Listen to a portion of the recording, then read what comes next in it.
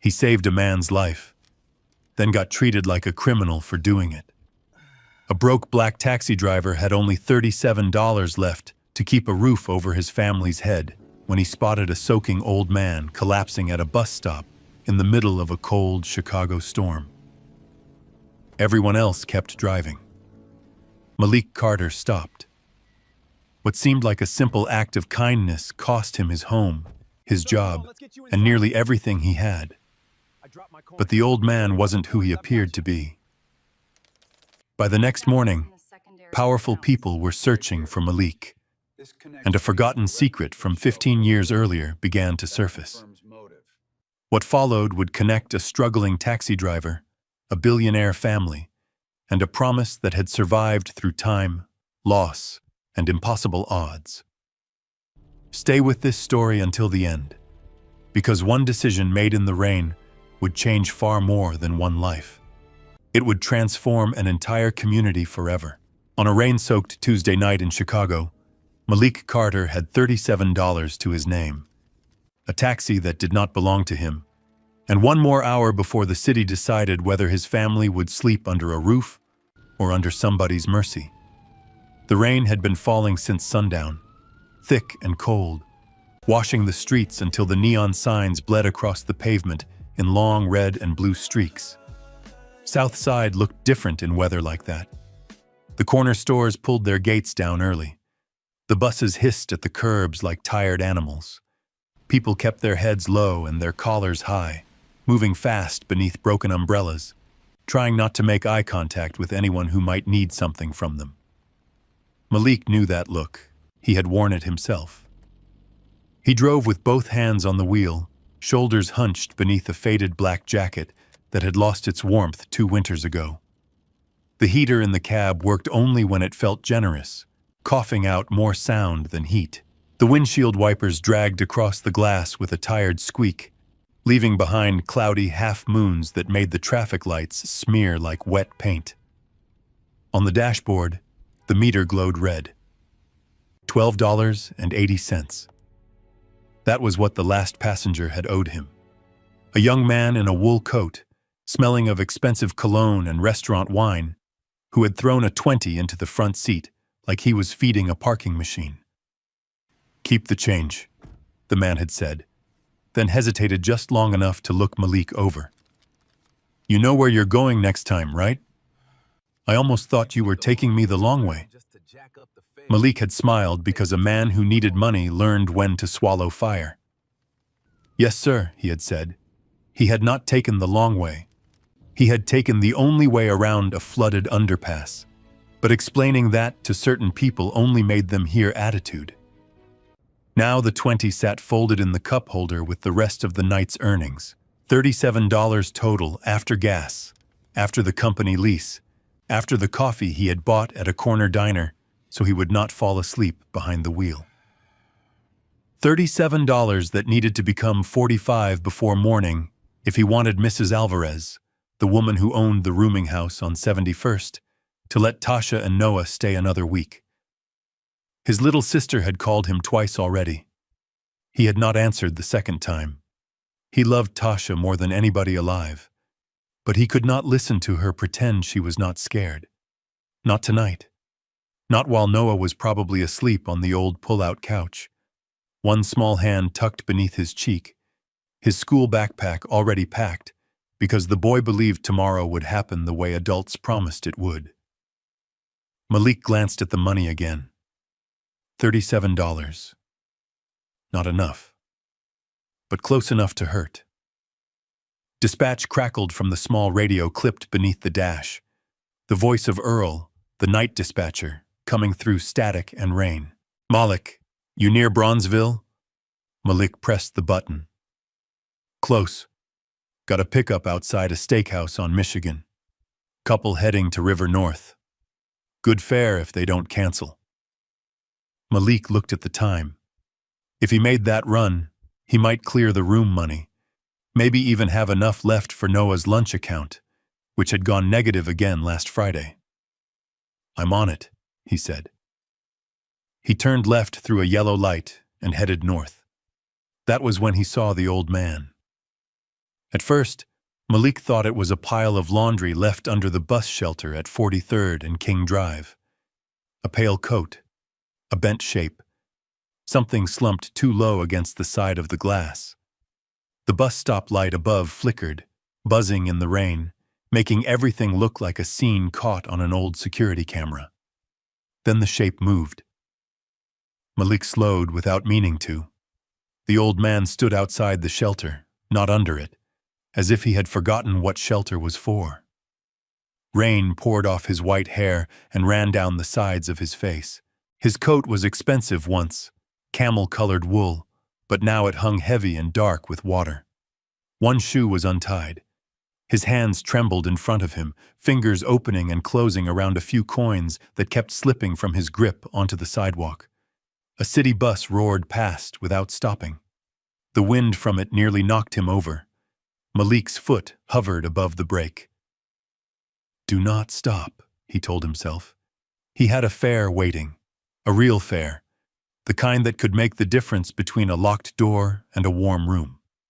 He had seen plenty of people in trouble before, some drunk, some high, some lost, some dangerous. Every driver had stories about stopping for the wrong stranger on the wrong night. Every driver had learned the hard rule of late shifts. Kindness could get you robbed, fired, or worse. The old man looked up. For 1 second, their eyes met through the rain-smeared windshield. There was no anger in that face, no threat. Just fear so bare it made Malik's chest tighten. The man tried to raise one hand, maybe to wave, maybe to ask for help, but his knees seemed to forget their job. He staggered sideways, caught the bus sign with his shoulder, and slid down toward the curb. Malik hit the brakes. A horn blasted behind him. Someone shouted from a passing car. He didn't hear the words. He was already pulling over. The steakhouse fare crackled through dispatch again. "Malik, you still taking that River North pickup?" He stared at the old man lying half on the sidewalk, half in the gutter, rainwater running around his shoes. The red meter light glowed in the corner of his vision. $37. Tasha's voice lived in his head. "Malik, I don't know what we're gonna do if she locks us out." Noah's face followed it. "Uncle Malik, when you get your own taxi, can I ride in the front?" Malik swallowed hard. Then he reached over and shut the meter off. The red numbers went dark. He grabbed the old umbrella from the passenger floor, though one rib was broken and the fabric sagged in the middle. He pushed open the door and stepped into the rain. Cold hit him like a hand to the face. "Sir!" Malik called, rushing across the slick pavement. "Sir, can you hear me?" The old man's eyes fluttered. His lips were tinted blue around the edges. Up close, he looked older than Malik first thought. Maybe late 70s, maybe 80, with deep lines carved around his mouth and forehead. His skin was cold when Malik touched his wrist. "Hey," Malik said, forcing his voice to stay calm. "My name's Malik. I'm gonna help you, all right? You fell pretty hard." The old man mumbled something. Malik leaned closer. "What was that? Bus?" the man whispered. I missed the boy." Malik frowned. "What boy?" The old man's wet fingers gripped Malik's sleeve with surprising strength. His eyes opened wider, cloudy and terrified. "The boy stayed," he said. "Smoke everywhere. He stayed." A chill moved through Malik that had nothing to do with the rain.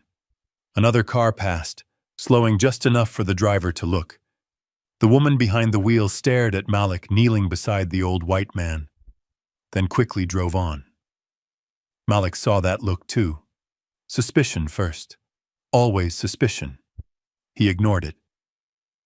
"Come on," he said gently. "We need to get you out of this rain." The old man tried to stand, but his legs buckled. Malik caught him under the arms and lifted slowly, careful not to hurt him. The man was lighter than he should have been, all bone and soaked wool. Malik guided him toward the taxi one step at a time, the broken umbrella useless above them. "Easy," Malik said. "I got you. Just lean on me." The old man shivered so hard his teeth clicked. "I don't have money," he whispered. Malik opened the back door. "I didn't ask you for money." The man looked at him then, really looked, as if those words were harder to understand than the rain, the street, or the night. Malik helped him into the back seat and pulled the door shut against the wind. The cab instantly filled with the smell of wet wool, rainwater, and cold fear. He shrugged out of his jacket and laid it across the old man's shoulders. The old man stared at him through the rearview mirror. "What's your name, sir?" Malik asked, sliding back behind the wheel and turning the heater as high as it would go. The vents wheezed. For a long moment, there was only rain striking the roof. Then the old man lifted his wrist. A silver medical bracelet hung loose against his skin. Malik reached back gently and turned it toward the dim dashboard light. "Henry Whitmore, memory care patient. Emergency contact. Charles Whitmore." Malik froze. Whitmore. Everybody in Chicago knew that name, even if they had never stepped inside one of their hotels. Whitmore Suites, Whitmore Grand, Whitmore Harbor. Tall glass buildings downtown with gold letters over polished doors. Places where Malik sometimes dropped off guests who never looked at him twice. He looked at the old man again. This soaking, shaking stranger at a South Side bus stop was not just somebody's grandfather. He was Henry Whitmore. And if the bracelet was right, somebody very powerful was probably looking for him. Malik's phone buzzed on the passenger seat. Tasha again. He let it ring. The old man began to cough, a thin, painful sound that made his whole body fold forward. Malik checked the mirror and felt panic tighten in his ribs. "Mr. Whitmore, stay with me," he said. "You hear me? Stay with me." Henry's eyes moved weakly toward the front seat. "The boy," he whispered. "I never thanked him." Malik pulled away from the curb and into traffic. Dispatch crackled again, irritated now. "Malik, that steakhouse fare canceled. Where are you?" Malik picked up the radio, looked at Henry in the mirror, and made the decision before fear could talk him out of it. "I'm off route," he said. Earl's voice sharpened. "Off route where?" "Hospital. You got a paying fare?" Malik glanced at the dead meter. Rain hammered the windshield. The old man shivered beneath his jacket, lips still too blue, eyes floating somewhere between past and present. "No," Malik said quietly. "I got a man who needs help." There was a pause on the radio. Then Earl sighed. "You know the lease is still due tonight." "I know. You short again. They'll pull that car, Malik." "I know." He set the radio down. Ahead, the city opened into wet lanes and shining headlights. Somewhere north, a wealthy couple had already found another ride. Somewhere south, Tasha was probably staring at her phone, wondering why her brother would not pick up. Somewhere inside the old man behind him was a memory about smoke, a boy, and a debt that had waited years to be spoken. Malik pressed the gas. The taxi moved through the rain, its roof light glowing yellow in the dark like one small promise the city had not managed to put out. And by morning, every news station in Chicago would be asking the same question. Who was the broke black taxi driver who vanished after saving Henry Whitmore? Malik Carter had no idea the question was already beginning to spread across the city. At that moment, all he knew was that the old man in his back seat was shivering.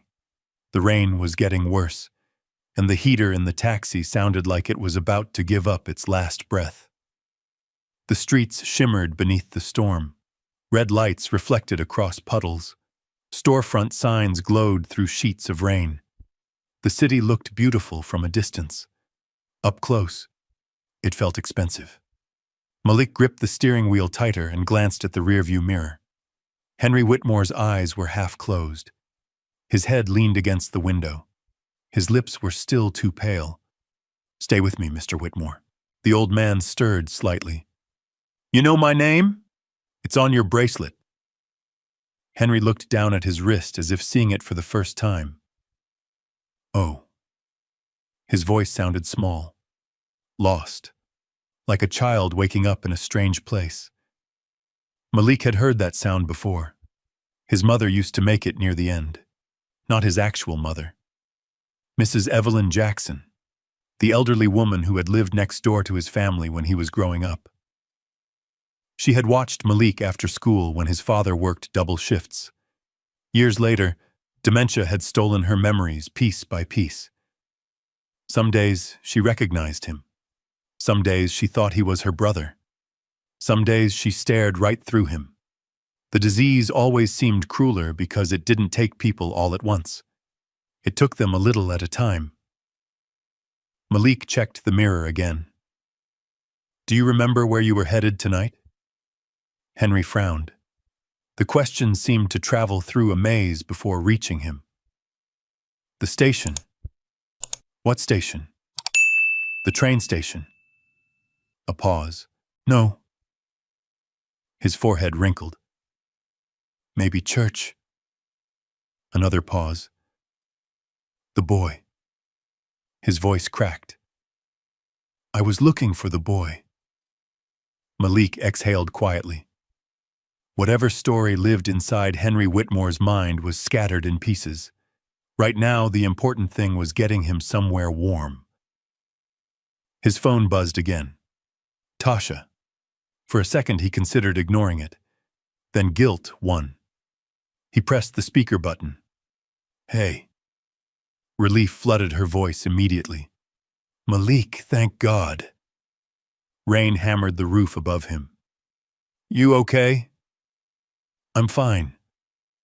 "You didn't answer." "I've been driving." There was silence. Not because she believed him. Because she knew he was worried. The same thing she was.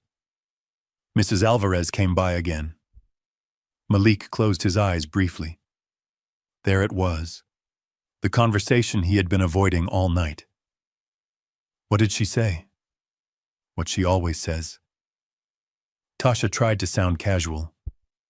She failed. She wants the money by morning. Malik looked at the cup holder. $37. Not enough. How much are we short now? A pause. 37. The exact number sat between them, heavy as concrete. Neither spoke. From the back seat, Henry coughed. Tasha heard it. Who's that? A passenger. You still working? I'm trying. Another pause. Then her voice softened. Malik. He already knew what she was going to say. You don't have to carry everything. He almost laughed. Who else was going to carry it? Noah was 10. Tasha was working 3 part-time jobs that barely covered groceries. Their father was gone. Their mother had been gone even longer. Sometimes carrying everything wasn't a choice. It was just what happened when nobody else could.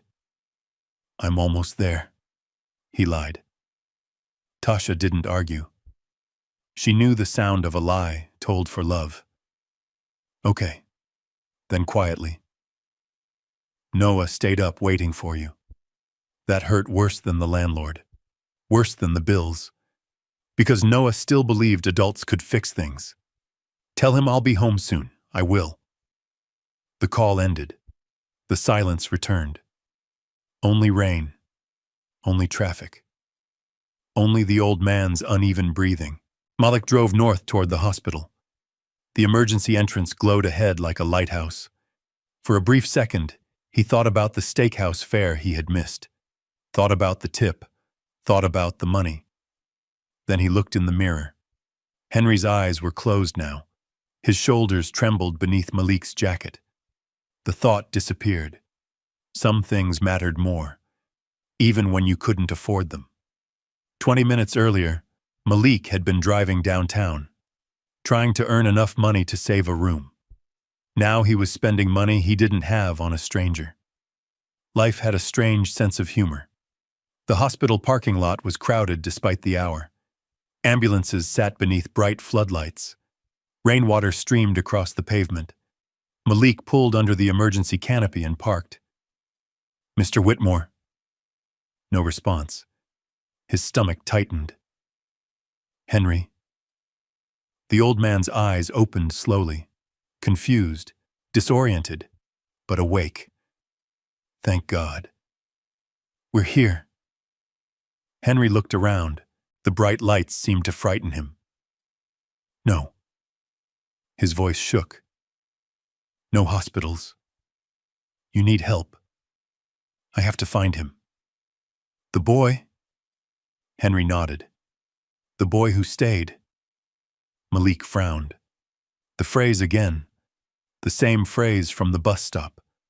Not a random memory. Not a random dream. Something important. Something buried deep enough that even dementia couldn't erase it. But there was no time to think about it. Henry tried to push himself upright. His hands trembled violently. Malik got out and hurried around the vehicle. Cold rain soaked him instantly. He opened the rear door. "Come on." Henry looked at him. For a moment, his cloudy eyes seemed startlingly clear. "You didn't leave." The words caught Malik off guard. "What?" "Everyone leaves." The old man swallowed.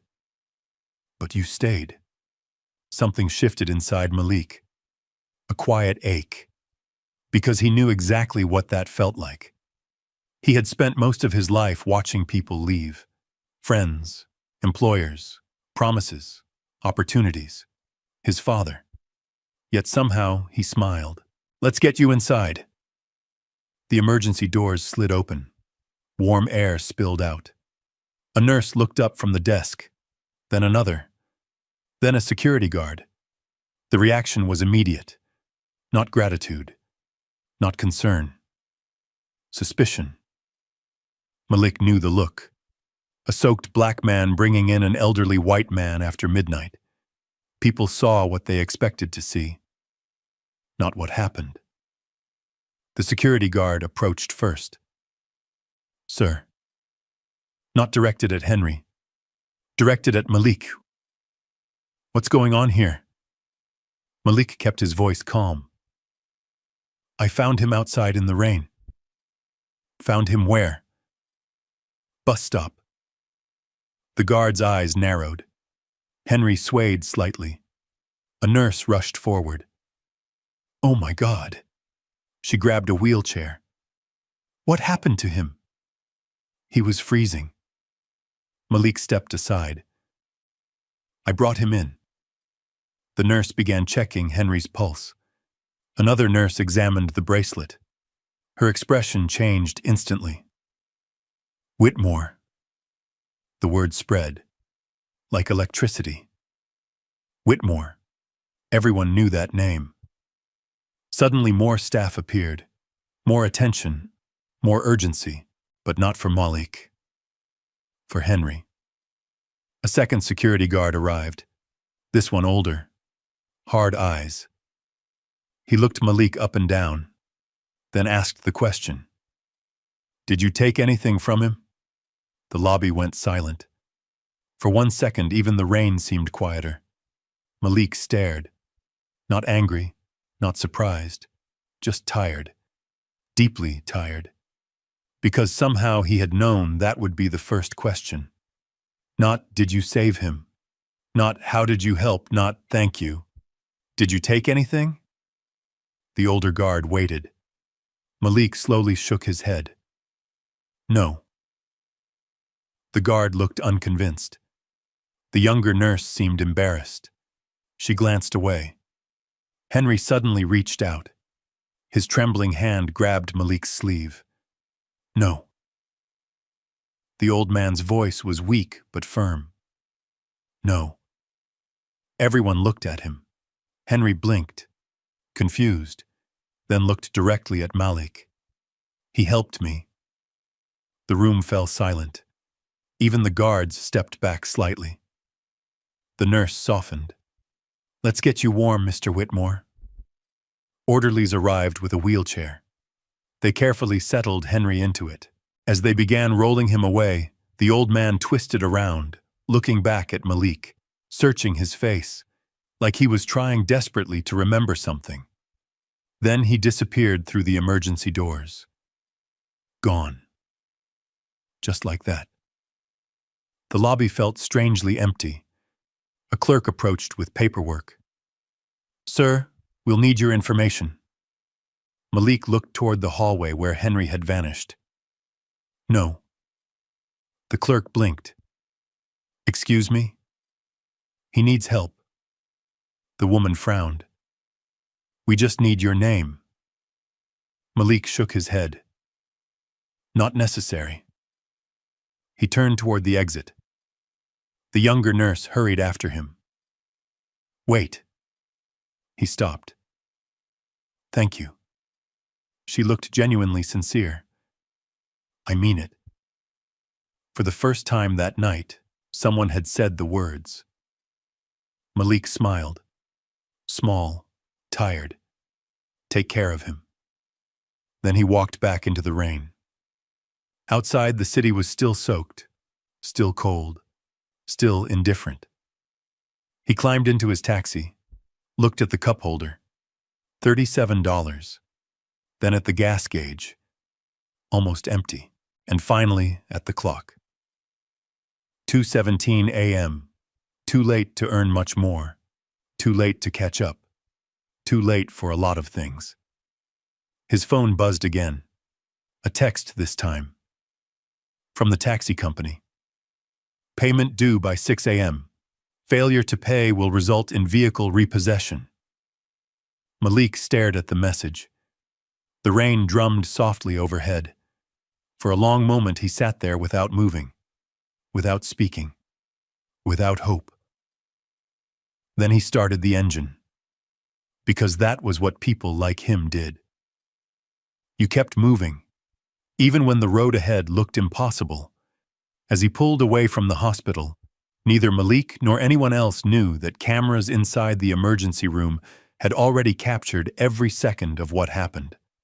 And before sunrise, those images would land in the hands of a man who had spent years believing kindness always came with a price. A man named Charles Whitmore. At 3:08 in the morning, Malik Carter was still driving. Not because there were fares left to chase, not because there was money left to earn, but because going home felt harder than staying on the road. Chicago looked different after midnight. The traffic thinned, the sidewalks emptied, the city seemed to exhale. Streetlights painted long pools of gold across wet pavement. The elevated train rattled through the darkness like a distant memory. Rainwater dripped from fire escapes and old brick buildings, tapping against the night in a slow, steady rhythm. Malik drove beneath it all with one hand on the wheel and the other resting near the cup holder. $37. Still there. Still not enough. His phone buzzed again. This time it wasn't Tasha. It was Noah. A text message. Simple. 3 words. You coming home? Malik stared at the screen longer than he should have. His chest tightened. Noah was only 10 years old, too young to understand overdue rent, too young to understand eviction notices, too young to understand why adults sometimes sat awake at night staring at numbers that refused to work, yet somehow the boy always knew when something was wrong. Malik typed a response. Soon, buddy. Then deleted it. He typed another. Just finishing work. Sent. The lie felt smaller that way. The rain softened as he headed south. Without realizing it, he found himself driving toward the neighborhood where he'd grown up.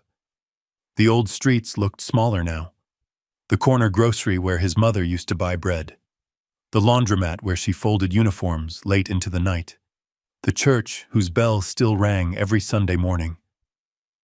Most of the faces had changed. The buildings hadn't. Pain had a way of staying longer than people. Malik pulled over near a small park. The swings moved slightly in the wind. The basketball court sat empty beneath the streetlights. For a while he just sat there, watching, thinking, remembering. His father loved winter. That was the strange part. Whenever people asked about Curtis Carter, they expected stories about hardship, long shifts, bills, stress, and there had been plenty of those. But what Malik remembered most was laughter. His father laughing while shoveling snow. His father laughing when the old car refused to start. His father laughing when the power went out and they ate dinner by candlelight. Bad days only win if you let them, Curtis used to say. Then one February night, 14 years ago, his father never came home. A truck slid through an icy intersection. A chain reaction followed. Nothing dramatic. Nothing people would put on the news. Just ordinary bad luck. The kind that changes everything. What haunted Malik wasn't the accident itself. It was what came afterward. Witnesses later told police his father had survived the initial crash. He was conscious, talking, asking for help. Cars kept passing. Drivers slowed down, looked, then drove away. Some were scared, some were busy. Some assumed someone else would stop. Eventually someone did, but too late. The memory never left Malik. Not because he blamed strangers, because he understood them. People were tired. People were struggling. People were afraid. Still, a small part of him always wondered what might have happened if just one person had stopped sooner. One person, one decision, one act of kindness. That question followed him into adulthood like a shadow. It followed him every time he saw someone stranded on the roadside. Every time he noticed an elderly person struggling with groceries. Every time he watched people look away from someone who needed help. And tonight, it had followed him to a bus stop in the rain. Malik leaned back in his seat and closed his eyes. The old man's voice echoed in his mind. The boy stayed. The words felt familiar somehow. Not familiar enough to understand. Just enough to bother him. His phone rang. Tasha again. This time he answered immediately. Hey. Her voice sounded exhausted. You okay? Yeah. You don't sound okay. Malik smiled despite himself. Tasha always knew. Just tired. Silence. Then, Mrs. Alvarez came by twice. He nodded even though she couldn't see him. I figured. She wasn't mean about it. That somehow made it worse. Mean landlords were easy. Kind landlords with bills of their own were harder. She says she can wait until morning. Morning. A deadline disguised as mercy. Okay. You saved somebody tonight, didn't you? Malik opened his eyes. Rain tapped softly against the windshield. How do you know? You always get quiet after you help somebody. He laughed softly. The first real laugh all night. Tasha continued. You've been doing that since we were kids. Doing what? Putting everybody else first. Malik looked through the windshield. At the empty park. At the wet swings. At the dark city. Somebody has to. No. Her voice became gentle. Somebody doesn't. The words lingered. Because deep down he knew she was right. He wasn't helping people because somebody had to. He was helping because he couldn't stop himself. Because every time he saw someone abandoned, he saw his father. Because every time he saw someone scared, he remembered being the scared kid waiting by a window for a man who never came home. Because kindness had become less of a choice and more of a reflex, sometimes a costly one, sometimes a painful one, always the same. Tasha sighed. Noah's asleep. Good. He left something on the table. What? A drawing. Malik smiled. The boy was always drawing. Cars, buildings, superheroes. What's this one? Tasha laughed quietly. It's you. Malik shook his head. That's unfortunate. No. Her voice softened again. It's actually kind of beautiful. He didn't know why that hurt. Maybe because nobody had called anything about his life beautiful in a very long time. Get some sleep, Tasha said. You too. The call ended. For a long moment, Malik sat alone. Then he started the engine. Home was still waiting. Bills were still waiting. Morning was still coming. There was no avoiding any of it. As he pulled away from the curb, he glanced once more at the $37 in the cup holder. $37. The difference between safety and uncertainty. The difference between staying and losing everything. And yet somehow, despite all of it, he knew something with complete certainty. If he drove past that bus stop again, if he saw that old man again, if he had to make the same choice twice, he would stop every single time. What Malik didn't know was that while he was driving home through the sleeping city, Henry Whitmore was waking up in a private hospital room, and the first words out of the old man's mouth would send shockwaves through one of the wealthiest families in America. I found him, Henry whispered. The nurse leaned closer. Found who? A tear rolled down the old man's cheek. The boy who stayed. And for the first time in 15 years, someone in the Whitmore family would finally start listening. The words hung in the hospital room long after Henry Whitmore stopped speaking. Rain tapped softly against the window. Machines hummed. A nurse adjusted an IV bag and glanced toward the hallway, unsure whether the old man's statement meant anything at all. But someone else heard it. Someone who had heard those exact words before. 3 floors above Henry's room, Charles Whitmore stood in a private conference suite, overlooking the sleeping city. At 52, Charles had the kind of face newspapers liked to photograph.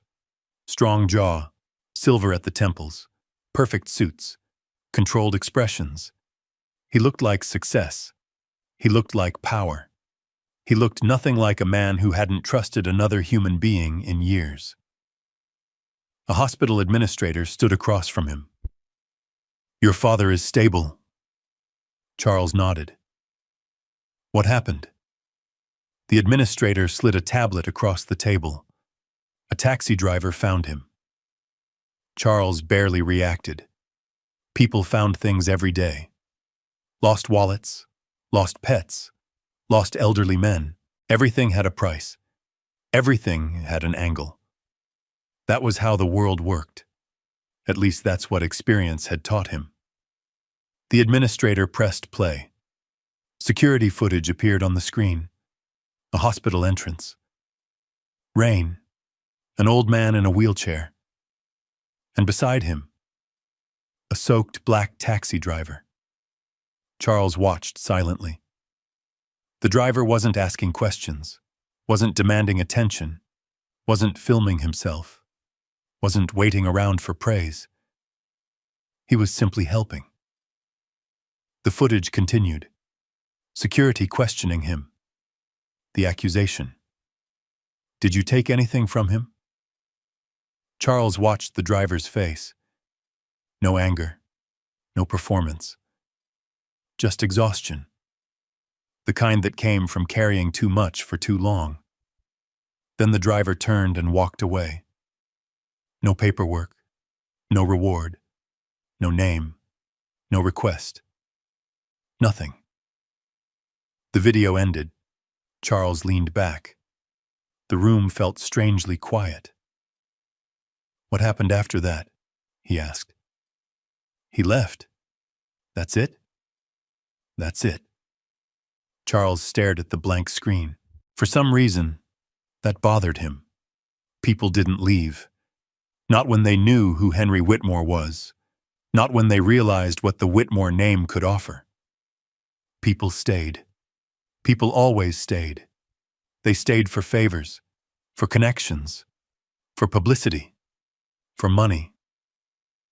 This man hadn't. The administrator cleared his throat. "There's one more thing." Charles looked up. "My father?" "No." The administrator hesitated. "The driver spent money on him." Charles frowned. "What?" "We reviewed nearby surveillance footage." The administrator handed him a report. "He stopped at a gas station before bringing Mr. Whitmore here." Charles scanned the page. Blanket, water, hand warmers, personal jacket given to patient. The purchases totaled just over $12. Charles stared. $12. The amount itself meant nothing. The fact that the driver spent it did, especially at 2 o'clock in the morning, especially for a stranger, especially without expecting anything in return. For a brief moment, Charles felt something he hadn't felt in a long time. Confusion. Meanwhile, across the city, Malik Carter was finally heading home. The rain had softened into a cold mist. Chicago's skyline faded behind him, like a painting dissolving into darkness. His taxi smelled faintly of wet wool and hospital disinfectant. Henry Whitmore was gone. But somehow the old man still occupied the back seat. His voice, his confusion, his gratitude. His strange obsession with a boy nobody seemed to know. Malik rubbed his eyes. Fatigue settled deep into his bones. The dashboard clock read 4:41 a.m., less than 90 minutes before the taxi company deadline. Less than 4 hours before Mrs. Alvarez expected rent. The city slowly brightened around him. Not sunrise, just the gray promise of it. The kind of light that revealed problems instead of hiding them. His phone buzzed again. Another message. This one from the taxi company. Final notice. Payment required by 6 a.m. Failure will result in immediate vehicle recovery. Malik sighed. There it was. The future arriving exactly when promised. He pulled into a 24-hour gas station.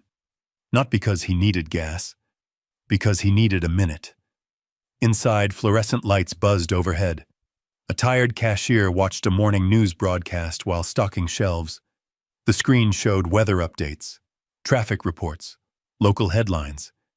Nothing about Henry Whitmore. Not yet. Malik bought a cup of coffee using coins from the ashtray compartment.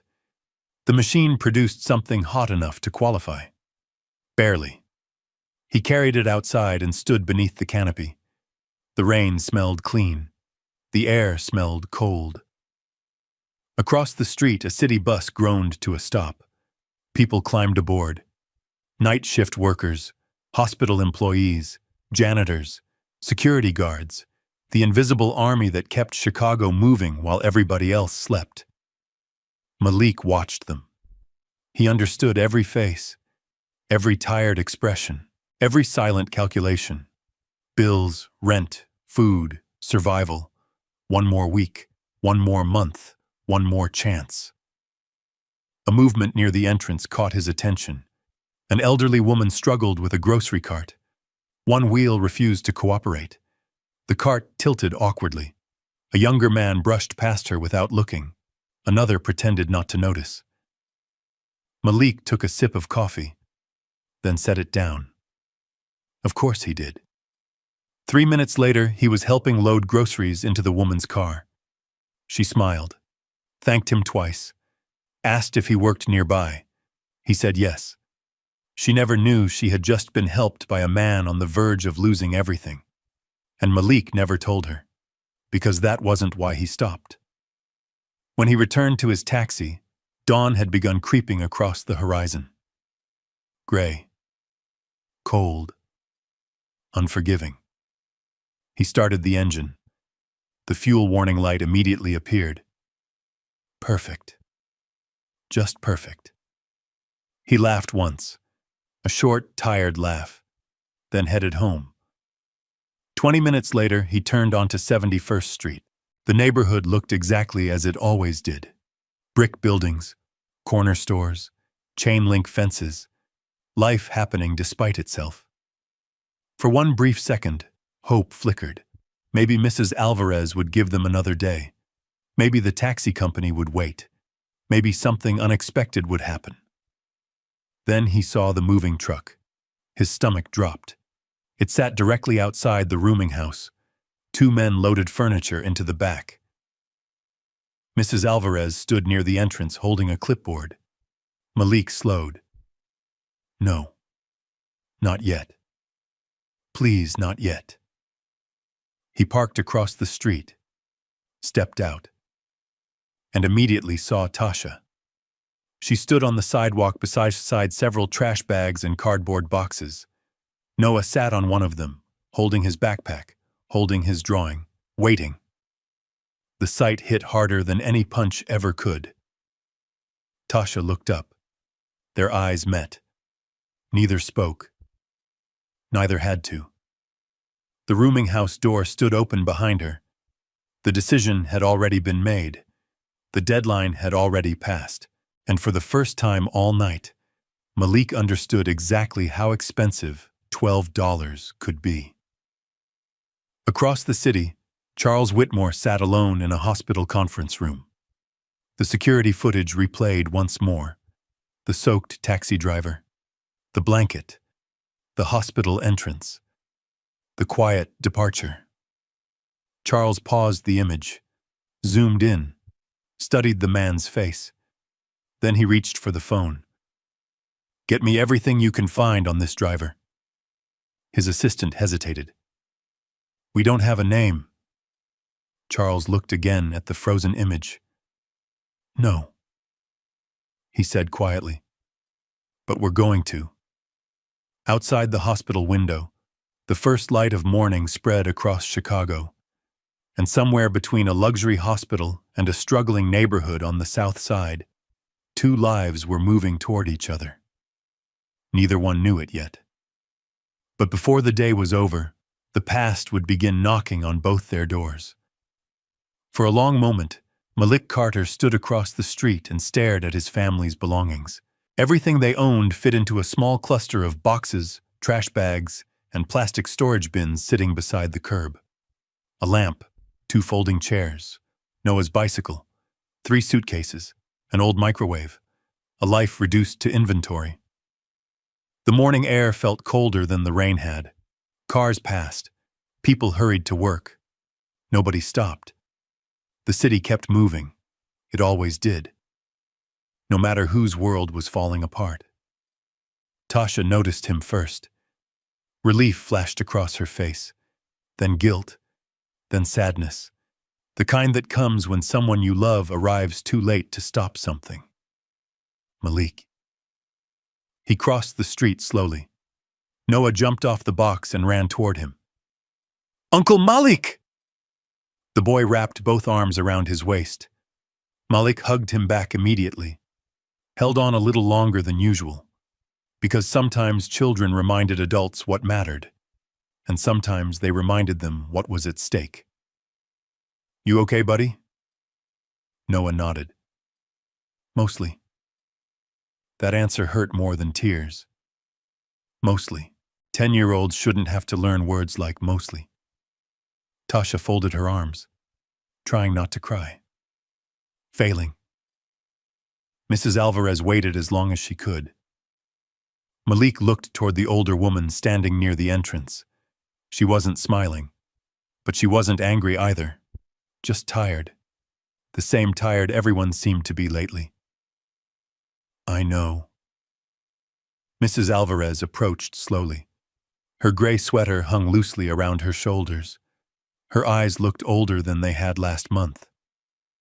Malik. Mrs. Alvarez. She glanced toward the boxes, then back at him. You know I didn't want this. I know. You've always paid eventually. He nodded. Because it was true. Late. But paid. Every single time. Until now. The older woman sighed. The bank doesn't care that you're a good man. The words landed harder than she intended. She immediately looked sorry. But they were true. Good people still got bills. Good people still got evicted. Good people still lost. The world didn't grade character before handing out consequences. Malik looked away. Toward Noah. Toward the boxes. Toward anything except the shame threatening to rise in his chest. Where are we supposed to go? Tasha asked quietly. Mrs. Alvarez hesitated, then looked down. She didn't have an answer. Because there wasn't one. Not a good one. Not for people who lived paycheck to paycheck. Not for people already behind. Not for families balancing on the edge before somebody nudged them off. A tow truck turned the corner. The sound made Malik freeze. No. Not now, please. The truck rolled slowly toward the curb, toward his taxi. The taxi company logo glistened beneath morning sunlight. The driver climbed out holding paperwork, and suddenly Malik understood. The second loss had arrived, right on schedule. The driver checked the plate number, then looked at Malik. Malik Carter? Yeah. Company order. The man lifted the clipboard. Vehicle recovery. Tasha closed her eyes. Noah looked confused. Malik simply stood there. Too tired to argue. Too tired to explain. Too tired for dignity. The driver seemed uncomfortable, almost apologetic. Look, man. It's okay. No, it isn't. The driver glanced away, because everyone understood what this meant. No taxi, no work, no work, no income, no income, no chance. Malik reached into the car, collected the few things that actually belonged to him. Phone charger, coffee thermos, a photo of Noah. Then stepped back. The tow operator hooked the vehicle. Metal clanked. Chains tightened. And just like that, the taxi disappeared. The same taxi he'd spent years driving. The same taxi he'd spent all night using to save someone else's father. Gone. Noah stared. Uncle Malik, yeah? Can you get another one? The question nearly broke him. Children always believed solutions existed. Adults knew better. Still, he forced a smile. We'll figure something out. Noah nodded, satisfied. Because children trusted promises. Even broken men sometimes trusted them too. Across the city, inside Whitmore Memorial Hospital, a very different morning was unfolding. Henry Whitmore sat upright in bed, wrapped in blankets, color slowly returning to his face. A cardiologist reviewed charts, nurses adjusted monitors, assistants moved quietly through the room. But Henry wasn't paying attention. His gaze remained fixed on the doorway, waiting, searching, expecting someone. Charles entered first. Expensive suit, expensive watch, expensive silence. Morning, Dad. Henry looked disappointed. Not because Charles was there, because he wasn't the person Henry hoped to see. Where is he? Charles pulled a chair closer. Who? The driver. Charles exchanged a glance with the nurse. The man from last night. Henry's voice grew stronger. The one who stayed. There it was again. That phrase. The same phrase from the footage. The same phrase from years of fragmented conversations nobody understood. Charles leaned forward. "Why do you keep saying that?" Henry blinked. Confusion clouded his face. For a moment it seemed he had already forgotten the question. Then, unexpectedly, the fog parted. Only slightly, only briefly. But enough. There was fire. Charles froze. The nurse looked away respectfully. This wasn't medical anymore. This was family. Henry swallowed. Smoke. His hands trembled. The boy stayed. Charles felt something shift deep inside him, because he remembered. Not clearly, not perfectly, but enough. 15 years ago. Detroit. The hotel fire. His younger brother, the chaos, the fear. The missing details nobody could ever piece together afterward. The event their father never stopped talking about. The event that somehow refused to fade. Dad. Charles kept his voice low. What boy? Henry's eyes filled with tears. He saved him. Saved who? The old man looked directly at Charles, and for one shocking second, he seemed completely lucid. Your brother. The room went silent. Charles sat perfectly still. The air felt different, heavier, because suddenly a memory he hadn't visited in years had walked back into the room. Detroit. Fire alarms, smoke, sirens, his 17-year-old brother trapped inside, then somehow surviving. Nobody ever figuring out exactly how. Nobody ever finding the teenager who helped. Nobody ever identifying the witness. Just fragments, rumors, questions, and his father's obsession. The boy who stayed. Charles slowly stood. His pulse quickened. Get me every record from Detroit. The nurse looked confused. What? The fire. His voice sharpened. Every report. For the first time in years, Charles Whitmore wasn't thinking about stock prices, or hotels, or board meetings. He was thinking about a mystery, one that suddenly felt alive. Meanwhile, Malik and his family loaded their belongings into a borrowed pickup truck from a neighbor named Mr. Daniels. The old mechanic didn't ask questions, didn't lecture, didn't pity. He simply handed Malik the keys. Bring it back when you're standing again. That was all. Simple kindness. The kind people rarely talked about. The kind that saved lives every day. By noon, they were parked outside a small church shelter on the south side. A temporary solution. Not a home. Just a pause. The church director helped Noah carry boxes inside. Tasha tried smiling. Malik tried too.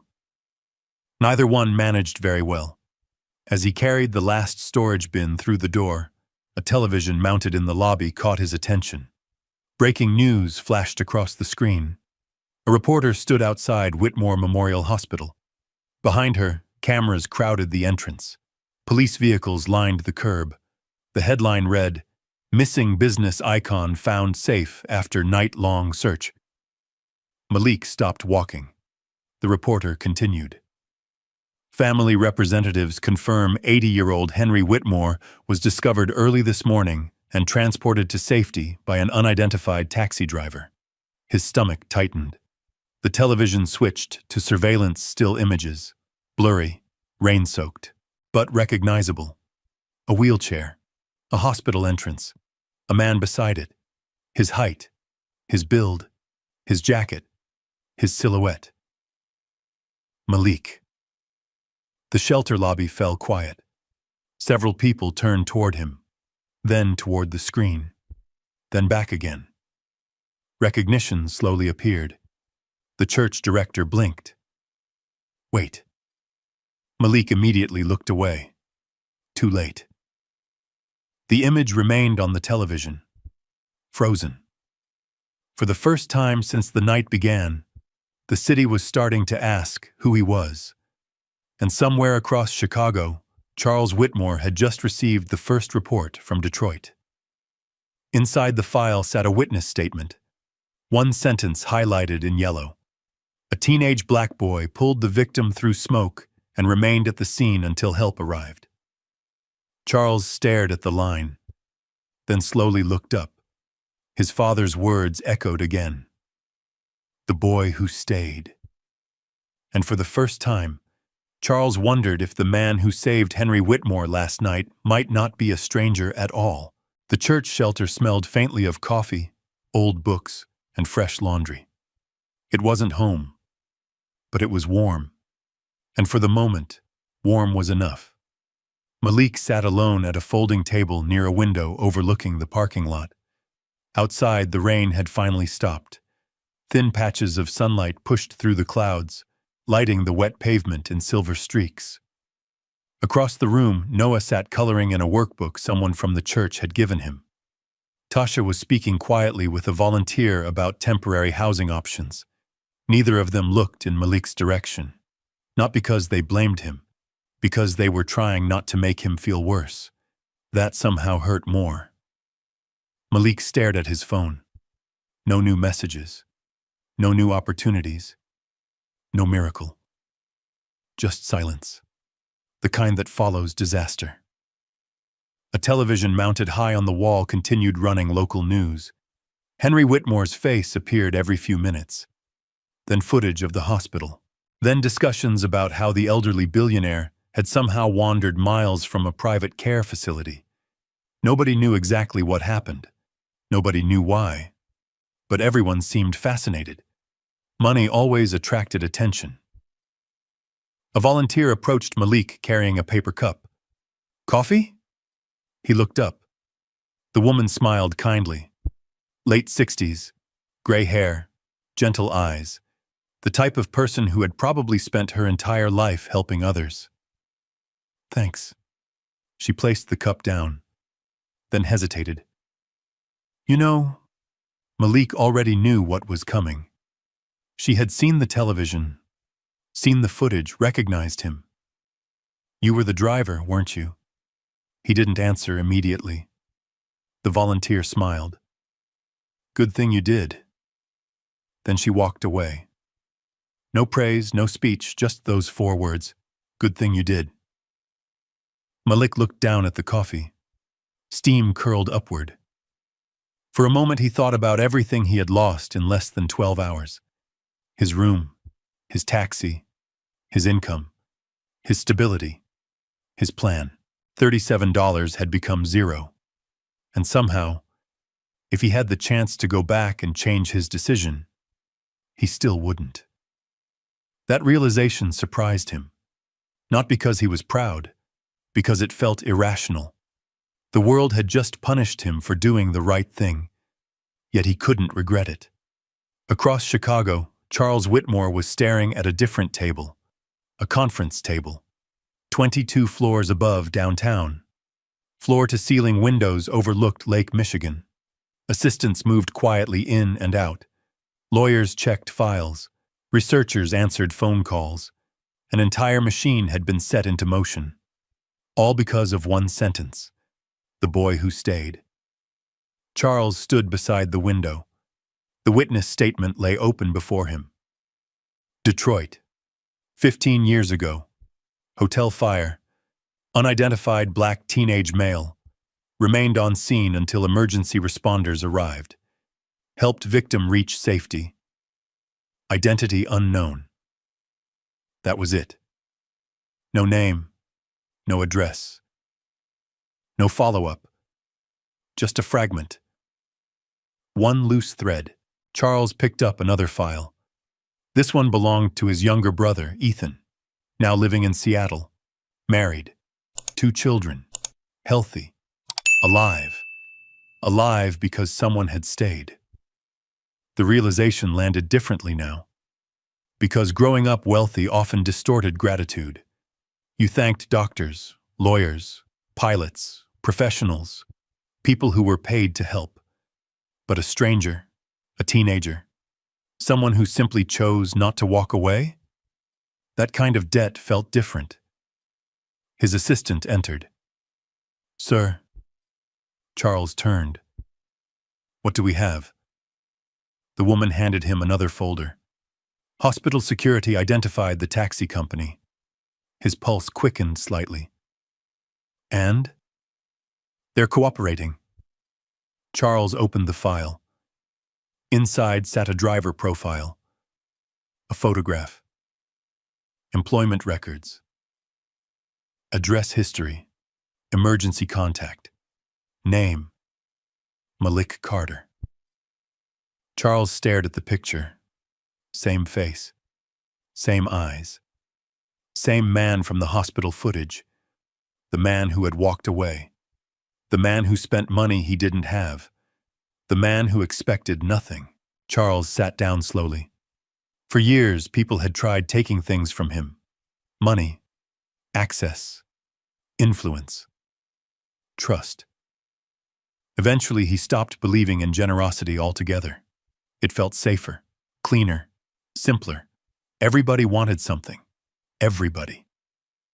Then along came a taxi driver who apparently wanted nothing at all. That possibility unsettled him more than greed ever had. Back at the shelter, afternoon sunlight spilled through stained glass windows. The church director, Reverend Thomas, approached Malik carrying a clipboard. Tall, kind-faced, the sort of man who listened more than he spoke. "Mind if I sit?" Malik shrugged. "Sure." The Reverend sat. For a while, neither man said anything. They watched Noah coloring. Finally, Reverend Thomas spoke. "You know what I learned after 30 years in ministry?" Malik smiled faintly. "Probably a lot." The older man chuckled. "Not as much as people think." He leaned back. "But one thing sticks." "What?" "The worst days usually arrive right before something changes." Malik looked at him. "That's supposed to make me feel better?" "No."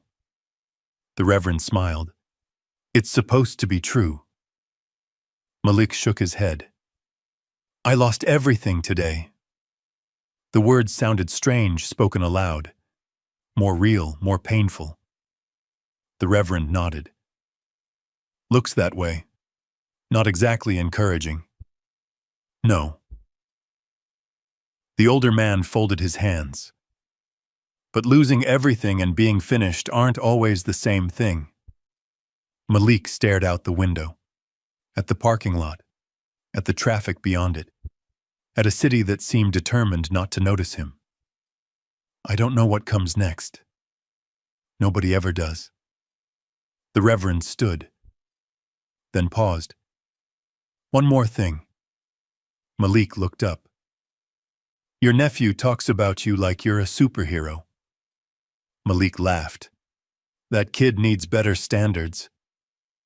"Maybe." The Reverend smiled. "Or maybe he sees something you don't." Then he walked away, leaving Malik alone with the thought. Meanwhile, at Whitmore Memorial Hospital, Henry Whitmore sat near a window overlooking the city.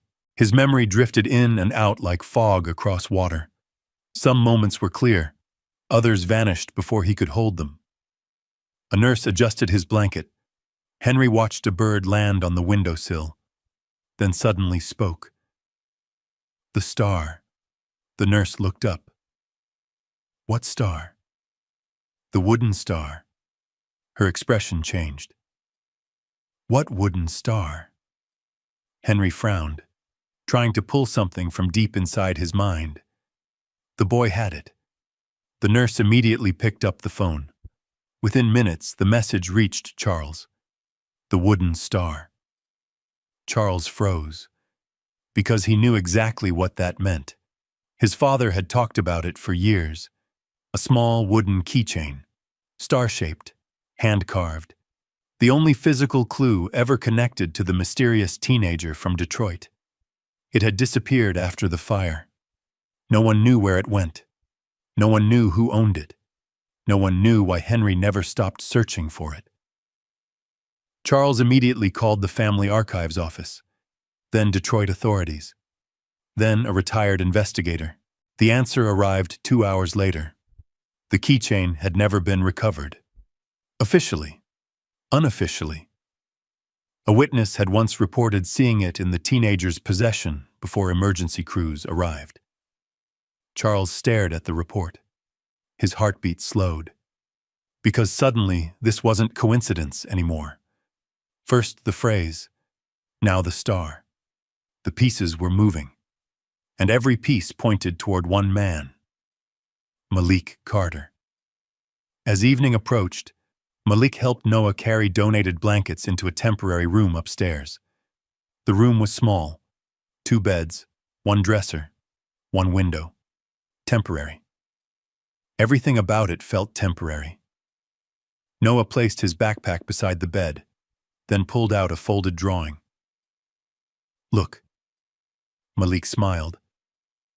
Another masterpiece? The boy nodded proudly. He unfolded the paper. A taxi, a storm, a small stick figure standing beside an older man. Above them, written in uneven handwriting, "My uncle helps people." Malik looked away quickly. Emotion rose in his chest without warning. Noah noticed. "You okay?" "Yeah." His voice cracked slightly. "Yeah, buddy." Noah smiled. "Good." Then he climbed onto the bed and returned to coloring. Simple. Trusting. Certain that tomorrow would somehow be okay. Malik wished he possessed half that faith. Downstairs, the television suddenly shifted to a live news conference.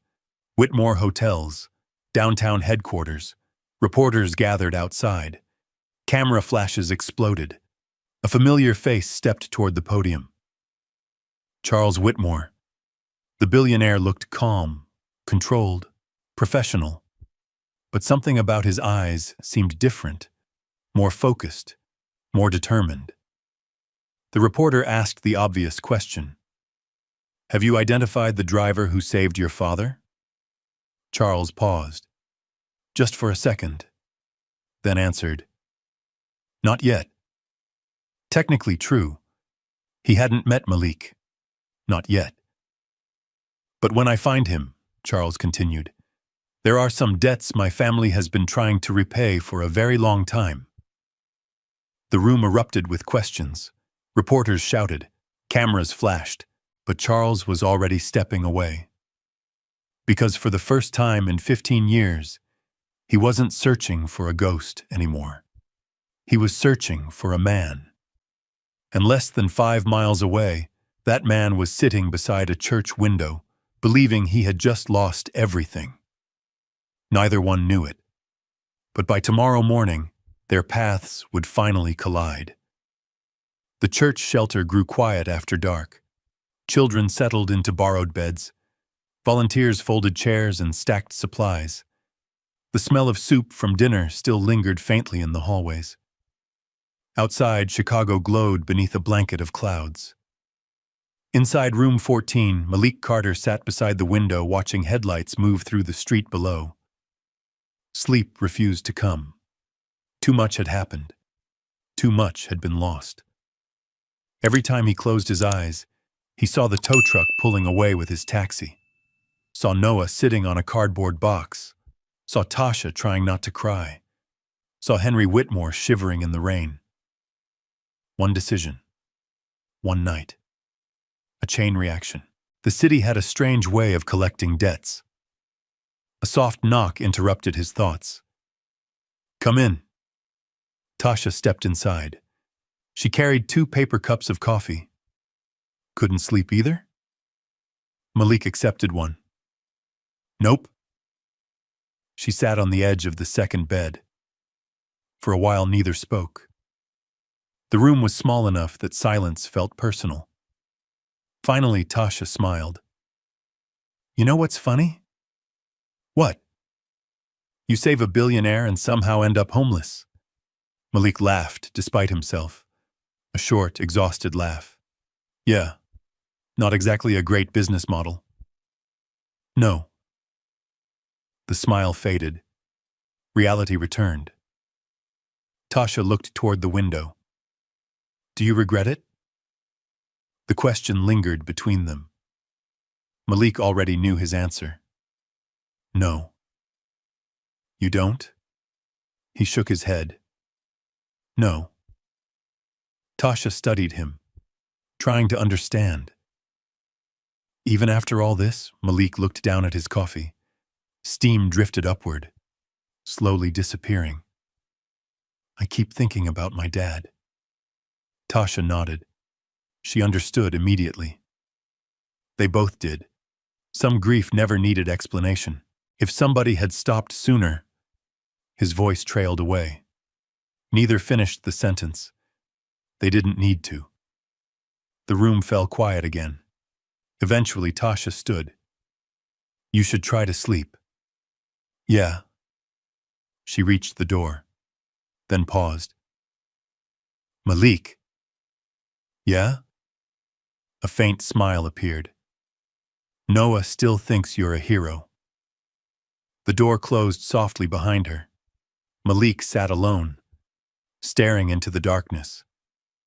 Across the city, Charles Whitmore wasn't sleeping either.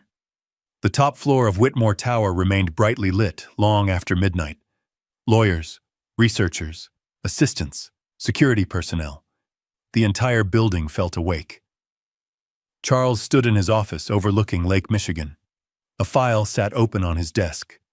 Malik Carter, age 32, taxi driver. No criminal record, no lawsuits, no scandals. Nothing, which somehow made him more interesting.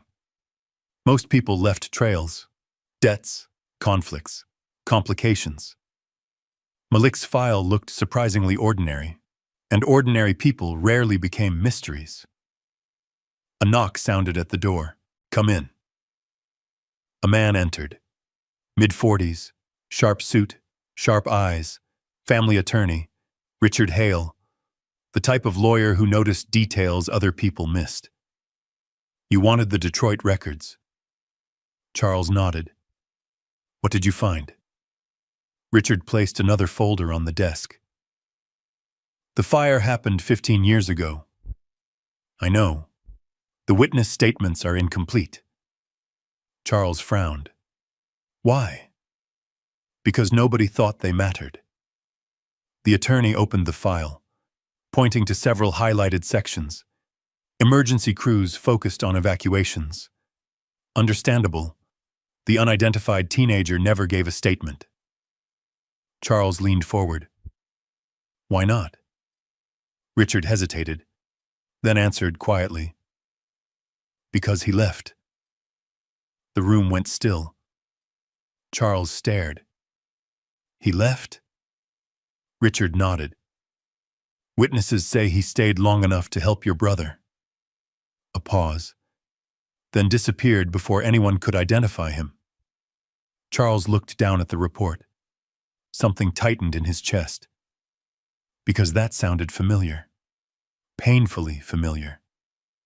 The hospital footage, the taxi driver, the same pattern. Help, disappear, ask for nothing. The attorney continued. There's more. Charles looked up. The teenager was described as African American. Silence. The estimated age matches. More silence. Richard folded his arms. I'm not saying it's the same person, but I've spent 20 years investigating people. The lawyer pointed toward Malik's file. And this doesn't feel like coincidence. For the first time all evening, Charles couldn't disagree. Meanwhile, at Whitmore Memorial Hospital, Henry Whitmore sat awake in bed. Moonlight spilled across the room. The old man held something in his hands. A worn photograph. The corners were bent. The image faded. Yet he stared at it as though it contained answers. A nurse approached quietly. Can't sleep? Henry smiled faintly. Too much thinking. She sat beside him. What are you looking at? The old man turned the picture slightly. The nurse saw flames, a damaged building, emergency vehicles, an old newspaper clipping, the hotel fire. Henry touched the image gently. The boy. The nurse recognized the phrase immediately. Everyone at the hospital did by now. The boy who stayed. He meant something to you. Henry nodded. Tears gathered in the corners of his eyes. He saved my family. The nurse remained silent, listening. People think money protects you. His voice sounded fragile. Takes a long time to learn it, doesn't? The old man stared toward the dark window. Sometimes your whole life changes because one person decides not to walk away. The nurse squeezed his hand. Neither noticed someone standing outside the room. Charles. He had arrived moments earlier and heard every word. The next morning arrived gray and cold. Chicago woke slowly. Traffic filled the streets. Coffee shops opened. Train platforms crowded. Another ordinary day. Except it wasn't. At 7:30 sharp, Charles Whitmore walked into his father's hospital room carrying a small cardboard box. Henry looked up. Curious, Charles set the box on the bed. What is it? I found something. Henry's hands trembled slightly. He opened the lid. Inside sat dozens of old documents, photos, newspaper clippings, investigator notes, every record connected to the mysterious teenager from Detroit. Henry stared. His eyes widened. You kept all this? Charles nodded. Mom did. A sad smile crossed Henry's face. For a moment he looked years younger. Your mother never gave up. No. Henry carefully lifted one newspaper clipping. A reporter had circled a sentence in red ink years ago. Unidentified teenager helped rescue victim. The old man's hands shook. 15 years. Charles sat beside him. Tell me about him. Henry looked surprised. You've never asked before. The words landed harder than intended. Because they were true. Charles had spent years dismissing the story, treating it like an old man's obsession, treating it like unfinished grief. Now he listened. Really listened. Henry smiled sadly. He wasn't supposed to stay. What do you mean? The smoke was getting worse. The old man's gaze drifted into memory. Everybody else was running away. Charles remained silent. He ran toward it. The room felt different, heavier, real. Henry continued. He could have left. A tear rolled down his cheek, but he stayed. Charles thought about the taxi driver, about the hospital footage, about the blanket, about the $12, about the way Malik walked away from gratitude twice. Something inside him began shifting, slowly, reluctantly, but undeniably. For years, Charles had believed kindness always demanded payment. Now evidence suggested something far more uncomfortable. Sometimes it didn't. Meanwhile, across town, Malik stepped out of the church shelter and into the morning air. The sky was finally clear. For the first time in days, sunlight touched the city. He took a deep breath, trying to figure out what came next. No taxi, no apartment, no income, just uncertainty. His phone suddenly rang. Unknown number. Malik almost ignored it. Almost. Instead, he answered. Hello? A professional female voice responded. Mr. Carter? Yes. My name is Amanda Pierce. A brief pause. I'm calling on behalf of Charles Whitmore. Malik stopped walking. The world seemed to pause with him. Traffic continued. People moved around him. Yet everything felt strangely distant. "I'm sorry," Malik said. "I think you have the wrong number." "We don't." Amanda's voice remained calm. "Mr. Whitmore would like to meet you." Silence. Malik stared at the church steps, at the city, at nothing. Finally, he spoke. "Why?" The answer arrived immediately. "Because you saved his father's life." And for the first time since that rainy night at the bus stop, Malik realized his decision had not disappeared into the darkness after all. Someone had followed it home. Malik stood motionless on the church steps. Morning traffic rolled past. A city bus groaned to a stop nearby. Someone laughed across the street. A siren echoed faintly in the distance. Normal sounds. Ordinary sounds. Yet everything felt strangely far away. "My father would like to meet you." The woman's voice remained calm on the phone. Professional. Carefully measured. Malik finally found his voice. "Look, I appreciate that he's okay. We appreciate what you did. You don't owe me anything." A pause. Then, "Mr. Carter." The woman sounded gentler now. "I don't think this is about owing you." Something about those words unsettled him, because he had spent his entire life expecting transactions. Work for money, pay rent for shelter, miss a payment, lose everything. Simple, predictable, but gratitude? Real gratitude? That was harder to trust. "When?" Malik asked. "This afternoon." He almost said no. Almost. Then he remembered Henry's face. The confusion, the fear, the old man's trembling voice, the boy who stayed. "Okay." Amanda Pierce exhaled softly, as if she'd been expecting resistance. "We'll send transportation." No, the answer came immediately. The last thing Malik wanted was a luxury car arriving at a church shelter. "I'll get there." Amanda hesitated, then agreed. "We'll text the address." The call ended. Malik stared at the phone. His reflection looked back from the dark screen. Tired eyes, unshaven face. A man who had lost everything 48 hours ago, and somehow found himself invited into the world of billionaires. The situation felt absurd. Behind him, the church doors opened. Noah stepped outside holding a juice box. "Who was that?" Malik smiled. "A work thing." The boy narrowed his eyes suspiciously. "No, it wasn't." "You getting smart?" "I've always been smart." That made Malik laugh.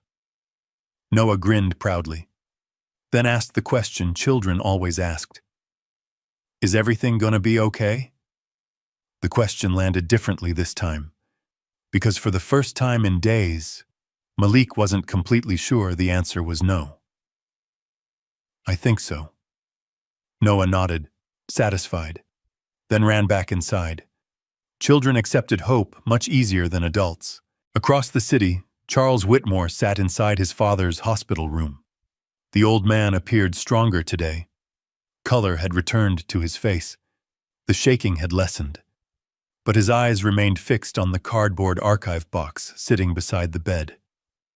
Charles watched him carefully. "You've been looking through those for an hour."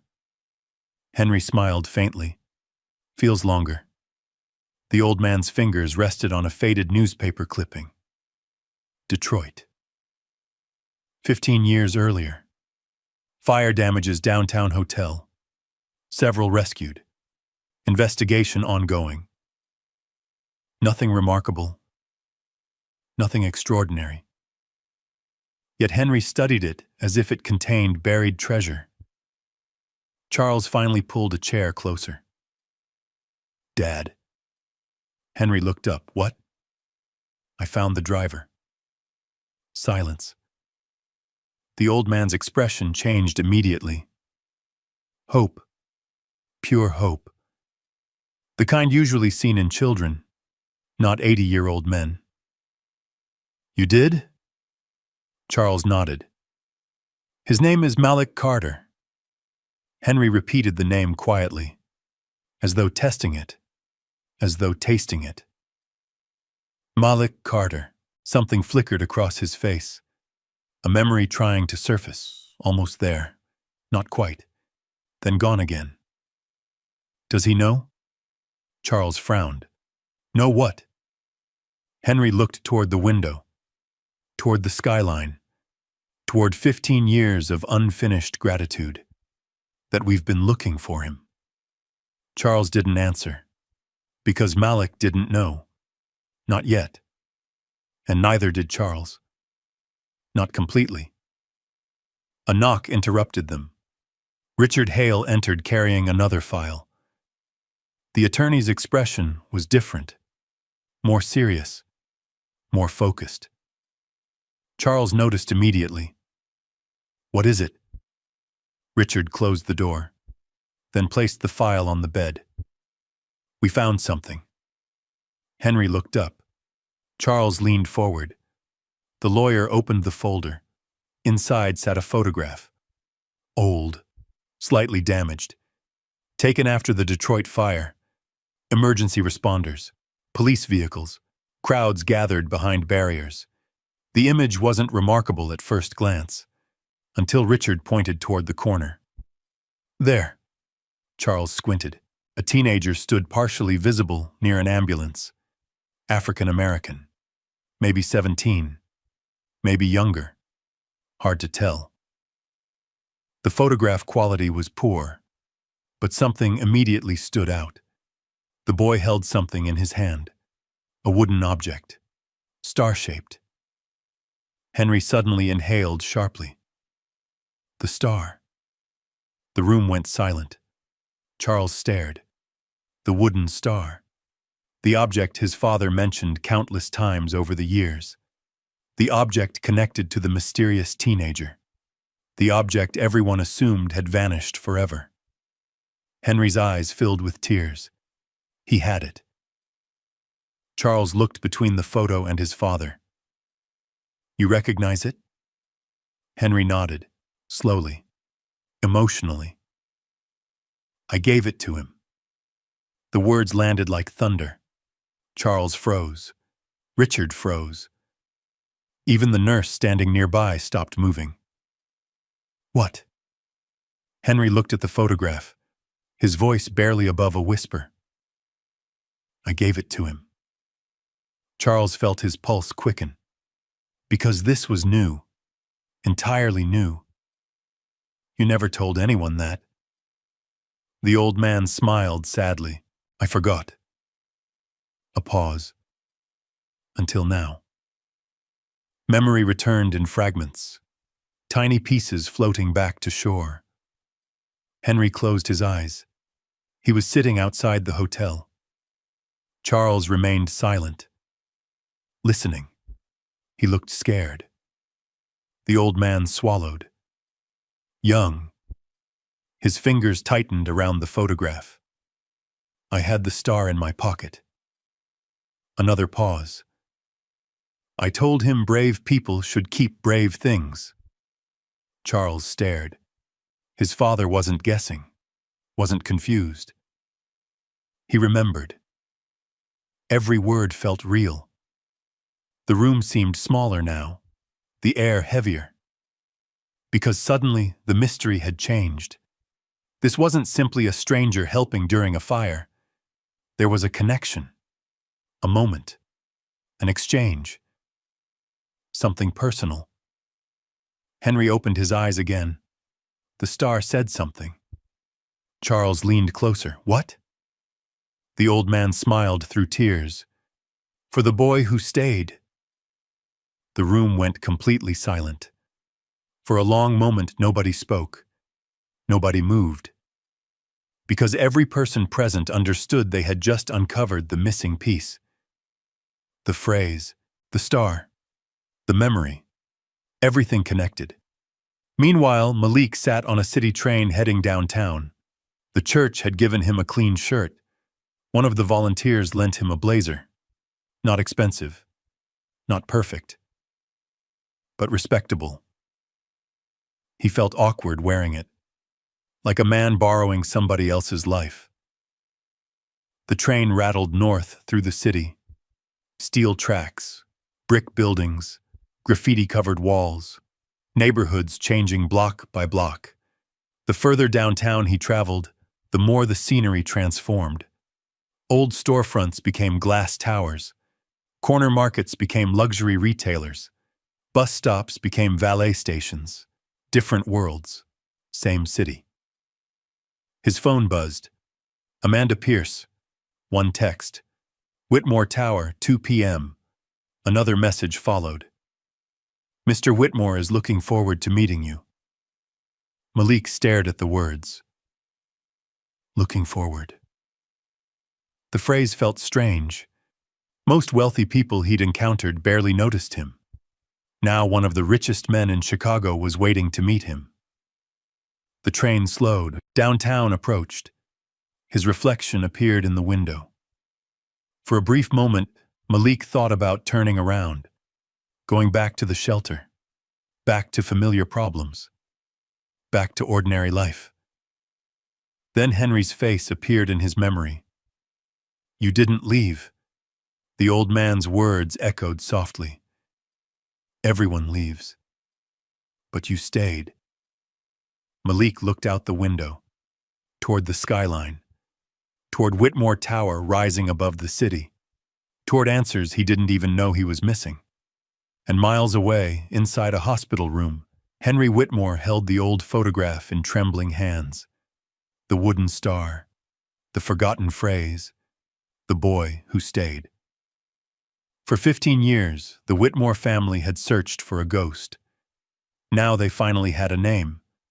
What none of them knew yet was that the biggest surprise wasn't who Malik Carter had become. It was who he had been all along. Whitmore Tower rose above downtown Chicago like a piece of another world. Glass, steel, money. The kind of building people photographed but rarely entered. Malik stood across the street staring up at it. His borrowed blazer suddenly felt too small. His worn shoes felt too obvious. The shelter address card remained folded in his pocket. A reminder of where he had slept the night before. The revolving doors spun endlessly as executives moved in and out. Nobody looked at him twice.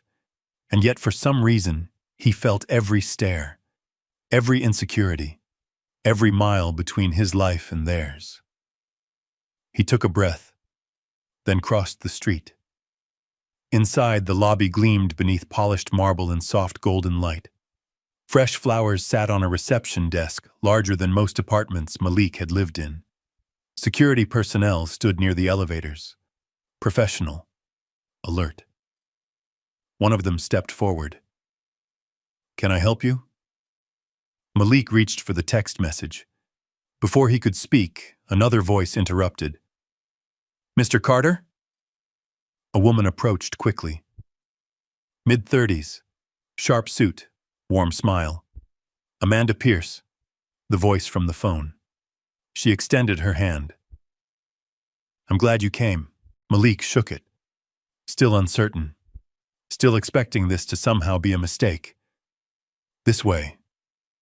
The elevator ride lasted less than a minute, yet it felt longer. Chicago shrank beneath them.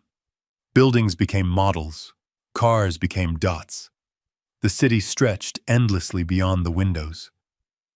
Amanda led him down a quiet hallway, finally stopping before large wooden doors.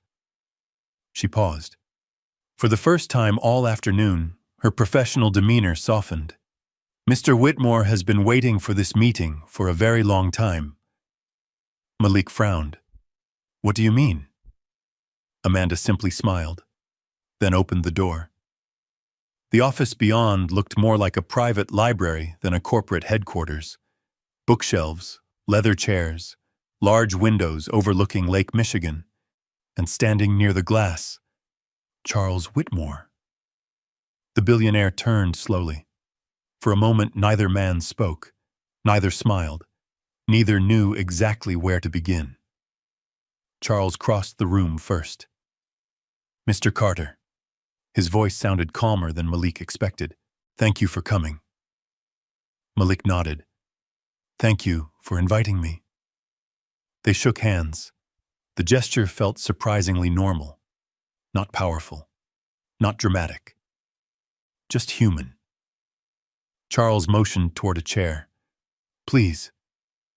Malik sat. Amanda quietly closed the door behind them, leaving the two men alone. For several seconds, silence filled the room. Then Charles spoke. "My father is alive because of you." Malik immediately shook his head. "I just happened to be there." "No." Charles looked directly at him. "You stopped." The distinction mattered. Both men knew it. 100 people could have passed that bus stop. Only one had stopped. Charles continued. "The doctors said another 10 minutes could have changed everything." Malik looked away. The praise made him uncomfortable. It wasn't a big deal. Charles almost laughed, because from where he sat, it seemed like a very big deal. For a moment, neither spoke. Then Charles reached into a drawer and placed an old photograph on the desk. Malik glanced down. His stomach tightened. Smoke. Emergency vehicles. A damaged hotel. A scene he hadn't thought about in years. Detroit. 15 years ago. Charles watched his reaction carefully. "You recognize it?" It wasn't a question. Malik nodded slowly. "Yeah." The room felt different now. More personal. More dangerous somehow. Charles slid another item across the desk. A faded newspaper clipping. Then another. Then another. Malik stared. His pulse quickened. Because every document connected to the same night. The hotel fire. The rescue. The boy. A memory long buried suddenly surfaced. Smoke choking the hallways. People shouting. Emergency lights flashing. And a younger version of himself. 17 years old. Terrified. Running toward danger because someone needed help. Charles finally asked the question. "Were you there?" Malik looked at the photograph again, then nodded. "Yeah." Silence. Heavy silence. Charles sat back slowly. 15 years. 15 years of questions. 15 years of searching, and the answer was sitting directly across from him. "You saved my brother." The words barely sounded real. Malik rubbed the back of his neck, embarrassed, almost uncomfortable. "It wasn't like that." Charles stared. "What do you mean?" "There were firefighters. There weren't enough. There were other people helping." Charles shook his head. "The reports say you carried him out." Malik looked toward the window. Toward the city. Toward anywhere except Charles. Because he never liked being the center of attention. Not then, not now. "I did what anybody would have done." Charles actually laughed. A short, disbelieving laugh. "No." His voice softened. "That's the whole point." Malik looked back at him. Charles leaned forward. "My family has spent 15 years trying to find you." The room went still. Malik blinked, trying to process the statement. "What?" "My father hired investigators." Charles opened another folder. Newspaper ads, private investigator reports, reward notices. Years of searching. Years of trying. Years of gratitude with nowhere to go. Malik stared at the evidence, completely stunned. Why? The question escaped before he could stop it. Charles looked genuinely surprised. Why? Malik nodded. Yeah. Charles stared at him, then slowly answered. Because you saved my brother's life. The simplicity of the response hit harder than expected. Malik looked down. His throat tightened slightly. Nobody had ever searched for him before. Nobody had ever spent years trying to say thank you. The idea felt almost impossible. A knock interrupted them. The door opened. Amanda stepped inside. Sir? Charles glanced up. What is it? Her expression had changed. Something urgent. Something unexpected. Your father. Both men stood immediately. Is he okay? Charles asked. He's fine, Amanda smiled. But he insists on coming here. Charles blinked. What? He left the hospital. 5 minutes later, the office doors opened again. Henry Whitmore entered slowly. A doctor followed, then a nurse, then 2 extremely nervous security guards. The old man ignored all of them. His eyes searched the room. Searching. Searching. Then stopped. On Malik, everything else disappeared. For a moment, nobody moved. Nobody spoke. The room felt suspended in time.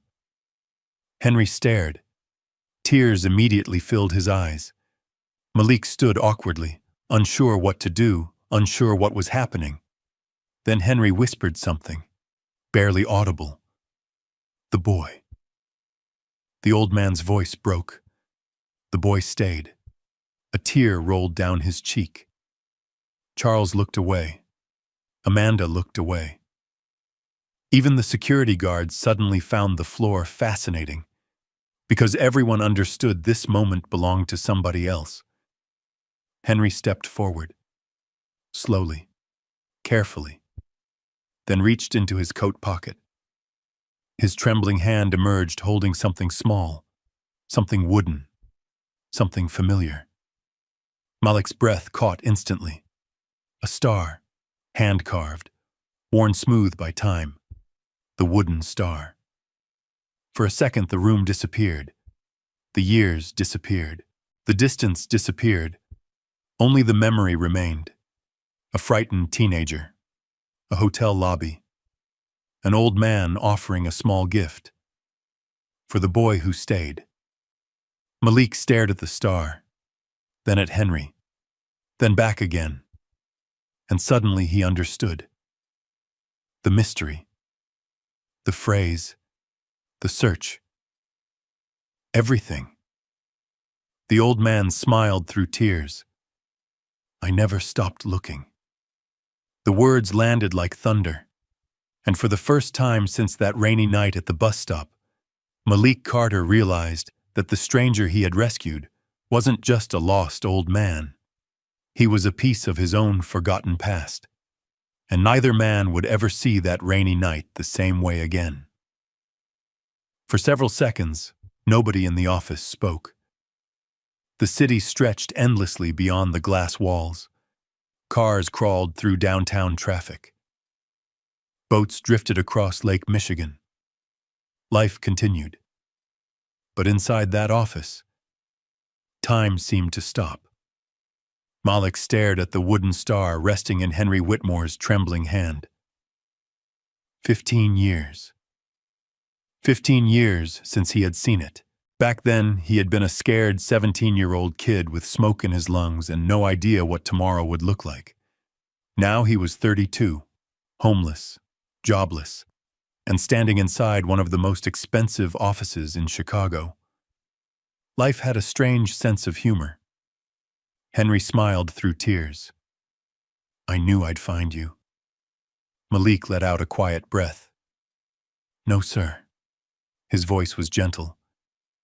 You didn't. The old man looked confused. Malik smiled softly. You found me twice. For a moment, Henry simply stared. Then laughter broke through the tears. A real laugh. The kind that only comes after years of carrying something heavy. Charles watched the exchange silently. Something inside him felt unfamiliar. Not admiration, not gratitude. Something deeper. Humility. For years he had believed money solved problems. Not all problems, but most. Then he watched an old man and a former teenager reconnect through nothing more than kindness. No contracts, no negotiations, no transactions, just humanity. The thing wealth could never manufacture. Henry carefully placed the wooden star into Malik's hand. Keep it. Malik immediately shook his head. No. It belongs to you. It belongs to you. The old man smiled. It always belonged to you. Malik looked down at the star. The wood felt smooth from years of handling, years of searching, years of remembering. He swallowed hard, because suddenly he understood something. Henry hadn't spent 15 years looking for a hero. He'd spent 15 years trying to say thank you. That realization somehow hurt more than all the praise. Charles cleared his throat. There's something else. The room shifted. The emotional reunion slowly gave way to reality. Charles walked toward his desk, opened a drawer, removed a large envelope, then placed it in front of Malik. Malik frowned. What is that? Charles sat down. A beginning. Malik already didn't like the sound of it. Charles slid the envelope closer. Inside sat a certified check. The number printed across the center made Malik blink twice. Then a third time. His heart nearly stopped. The amount was more money than he had ever seen attached to his own name. Enough to buy a house. Enough to erase debt. Enough to change everything overnight. The room remained silent. Charles waited. Henry waited. Amanda waited. Even the attorney near the door waited. Everyone expected emotion, shock, gratitude, relief. Instead, Malik slowly closed the envelope and pushed it back across the desk. Nobody moved. Charles stared. I don't understand. Malik nodded. I know. Charles blinked. You don't want it? The question sounded almost absurd. Most people would have accepted before the sentence finished. Most people would have cried. Most people would have called family. Malik simply shook his head. No. The room fell silent again. Henry looked confused. Amanda looked stunned. The attorney looked like he had forgotten how money worked. Charles leaned forward. Malik. His voice remained calm. This isn't charity. I know. This is gratitude. I know. Charles frowned. Then why? Malik looked down at his hands, at the wooden star, at the memories attached to it, then slowly looked back up. Because that's not why I did it. Silence. Heavy silence. The city outside seemed very far away. Charles stared, trying to understand, trying to find the angle, the motivation, the hidden reason. Years of business had trained him to search for leverage. Everyone wanted something. Everyone. Yet the man sitting across from him kept breaking the equation. I wasn't thinking about money when I stopped. Malik's voice remained calm. I wasn't thinking about rewards when I pulled your brother out. Another pause. If I take this, he tapped the envelope gently. It changes what those moments meant. Henry's eyes filled again. Charles looked away briefly, because the words hit harder than expected. The billionaire had spent decades surrounded by transactions, Donations with publicity clauses, partnerships disguised as friendships, kindness attached to invoices. Everything cost something. Everything. Until now. The attorney finally spoke. "What exactly are you saying?" Malik turned toward him. "I'm saying some things shouldn't be for sale." The room fell completely silent. No one had an answer to that. Not immediately. Charles stood, walked toward the windows, looked down at the city below. People looked tiny from this height. Problems looked tiny too, but he knew better. Distance changed appearance, not reality. Behind him, Malik remained seated, quiet, patient. The same man who had walked away from a hospital without leaving his name. The same man who had spent his last dollars on a stranger. The same man who had lost everything afterward, and somehow still refused the money. Charles finally turned around. For the first time in years, he wasn't thinking like a businessman. He wasn't calculating, wasn't negotiating, wasn't solving. He was listening. "What do you need?" The question surprised everyone, especially Malik. Charles repeated it. "What do you actually need?" Malik opened his mouth, then closed it again. Because nobody had asked him that in a very long time. Not what he wanted, not what he deserved, what he needed. A different question, a more dangerous one. His mind immediately filled with images. Noah sitting on cardboard boxes, the church shelter, Mrs. Alvarez locking the apartment, the taxi being towed away, the South Side bus stop where elderly people stood in freezing weather because transportation failed them every day. The answer slowly formed, unexpected, clear, certain. Finally, Malik spoke. "I need you to see something." Charles frowned. "What?" "A bus stop." The billionaire blinked. "A bus stop?" Malik nodded. "Tomorrow." Nobody understood. Not yet. But something in Malik's voice stopped further questions. The conversation ended there. An hour later, Malik left Whitmore Tower. The envelope remained on Charles's desk. Untouched, the wooden star sat safely in his pocket. The late afternoon sun painted downtown gold.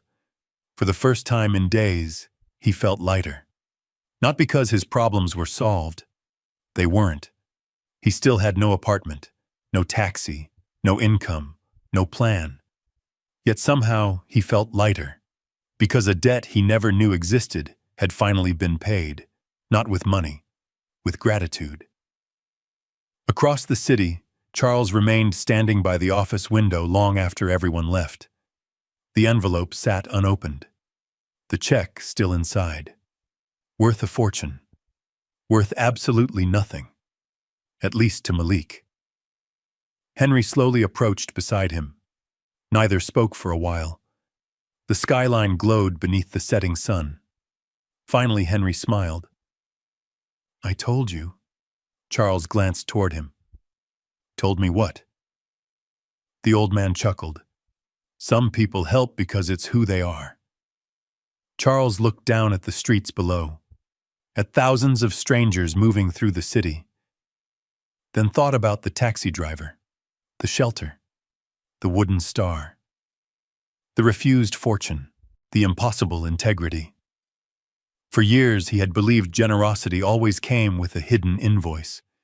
Today, that belief had cracked, not shattered, not completely, but cracked. And through that crack, something new had begun to grow. The next morning, Charles Whitmore would follow Malik Carter to a forgotten bus stop on the South Side. What he would see there would change far more than one man's life. It would change an entire neighborhood. The next morning arrived bright and cold. For the first time in nearly a week, Chicago woke beneath a clear blue sky. Sunlight reflected off windows. Traffic filled the streets. People hurried toward jobs, schools, appointments, and responsibilities. Life moved forward. It always did. At exactly 9 o'clock, a black SUV rolled to a stop outside the church shelter. Several volunteers peeked through the windows. Noah nearly pressed his face against the glass. "That's definitely not a work thing," he announced. Tasha laughed for the first time in days. Malik shook his head. "I never said it was." Noah crossed his arms. "Yeah, you kinda did." A few minutes later, Malik climbed into the SUV. Charles Whitmore sat in the back seat. No assistants, no attorneys, no reporters. Just Charles. The billionaire glanced over. Morning, morning. For a while neither spoke.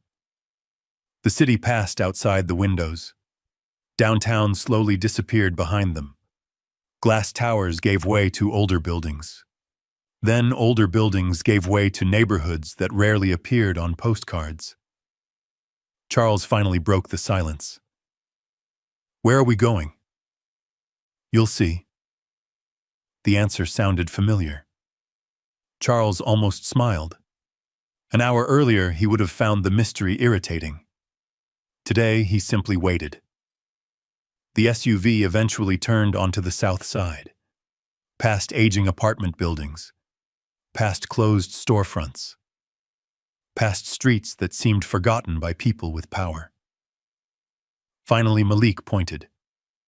"There." The driver pulled over. Charles looked outside, confused. A bus stop. Nothing more, nothing less. The same one. The exact bus stop where Malik had found Henry. The shelter glass remained cracked. Paint peeled from nearby benches. The schedule board had missing panels. A trash can overflowed beside the curb. Several people waited there. An elderly woman with a walker. A single mother holding a toddler. A man in hospital scrubs. 2 teenagers carrying school backpacks. Ordinary people. Invisible people. The kind most of the city never noticed. Charles frowned. "This is what you wanted me to see?" Malik nodded. "Watch." For the next 30 minutes, they sat inside the SUV. Nobody spoke. People came. People left. A city bus arrived late. Then another failed to arrive at all. The elderly woman checked her watch repeatedly. The mother bounced her child on her hip. The man in scrubs eventually gave up and started walking. Halfway through the observation, a light rain began falling. Not enough for umbrellas, just enough to make everyone uncomfortable. Nobody moved. They had nowhere else to go. Charles continued watching. Slowly. Carefully. The longer he sat there, the more details he noticed. The woman with the walker was carrying hospital paperwork. The young mother repeatedly checked a text message mentioning a job interview. One teenager quietly shared his jacket with the other. The small moments added up. Human stories, tiny struggles, tiny victories, an entire neighborhood balancing on fragile routines. Eventually, Charles looked toward Malik. "I don't understand." Malik nodded. "I know." Then he pointed toward the bus stop again. "My father used to stand at places like this." Charles remained silent. "My neighbors stand at places like this." Another pause. "My nephew stands at places like this." The billionaire followed Malik's gaze. Toward the people waiting.